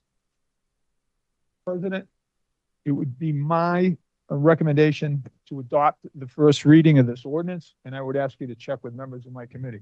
Okay, Councilor Bedanza. I'm in favor. And Councilor Deacon. In favor. Okay, so you've heard the recommendation of the Legal Affairs Committee to adopt the first reading of this ordinance. Is there any discussion? Seeing none, I'm going to do this in a roll call vote, beginning with Councilor Bedanza. Yay. Councilor Cormier. Yay. Councilor Ardinger. Yay. Councilor Angelini. Yay. Councilor Brady. Yay. Councilor Shalfo Zephyr. Yay. Councilor Deacon. Yay. Councilor Frida.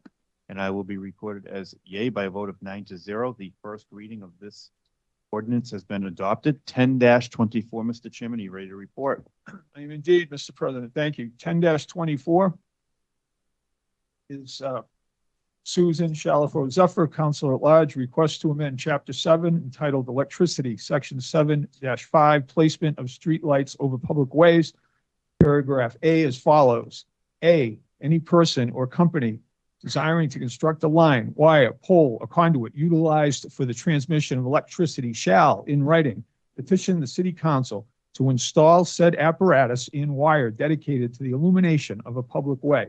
A public hearing shall be held on the petition, and written notice of the time and place of the hearing, along with a copy of the proposed plan, shall be mailed at least 7 days prior thereto by the clerk of the city to all owners of real estate abutting and abutters to the abutting real estate that are within 100 feet of the part of the way upon, along, across, or under which the line is to be constructed.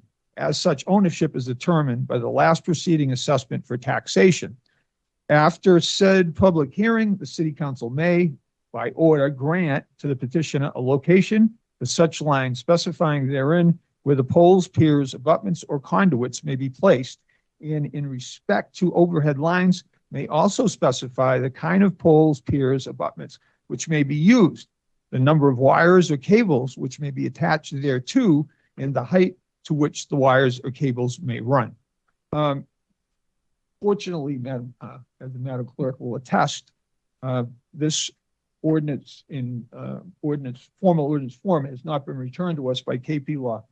So unfortunately, my recommendation is to give this further time, and I would ask you to check with members of my committee. Danza, I'm okay with that. Councilor Deacon. In agreement. Okay, so you've heard the recommendation to give further time to 10-24. Is there any discussion? Seeing none, all those in favor of further time signify in usual manner. Those opposed by a vote of 9-0. This first reading has been given further time. Is there any other new business to come before the City Council? Seeing none, is there any old business? Community calendar, we have one item. I know we are keeping our eyes on what's going on at the Oak Hill Solar Field. It's to the best of my knowledge. This is not before the planning board as of yet. Does anybody have any updates on this Oak Hill Solar Field situation? Nothing. Updates yet. Nothing. Okay. Okay. All right. Okay. So, is there anything else under the community calendar? Councilor Bedanza. Yeah, before our next meeting, on November 4th, and this is a date change, I will be giving a tour of the Pine Grove Cemetery, which I do usually the Evergreen or Pine Tour each fall, Pine Grove each fall. So if anybody's interested in attending out there in the public, Saturday, November 4th, it's free. No registration is required. Just meet in Carter Park, or the Carter Park entrance to the Pine Grove Burial Ground at 10 a.m. Very much. Anything else on the community calendar? Oh, good point. Veterans Day. Oh, yeah, that's right. Yeah, we won't meet again until after Veterans Day. So we have our Veterans Day ceremony. I believe it's 10, it's Saturday, November 11th. At 10:30 a.m. at the Monument Square. Start at the World War I monument there at Monument Square. And then at 11 a.m., I believe, we start a program inside the auditorium, the John Tata Auditorium at City Hall, 25 West Street. Is there anything else to come before the community calendar? Seeing none, I'll entertain a motion to adjourn. Councilor Shalfo Zephyr, is there a second? Councilor Angelini, all those in favor of adjournment signify in the usual manner. Those opposed, I thought maybe everybody was going, so. Sure, why not? Let's have an interview.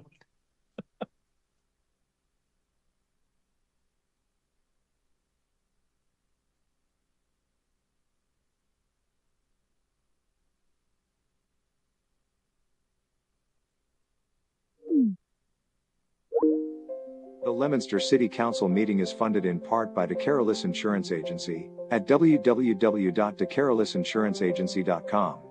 and by Avidia Bank at www.avidiabank.com.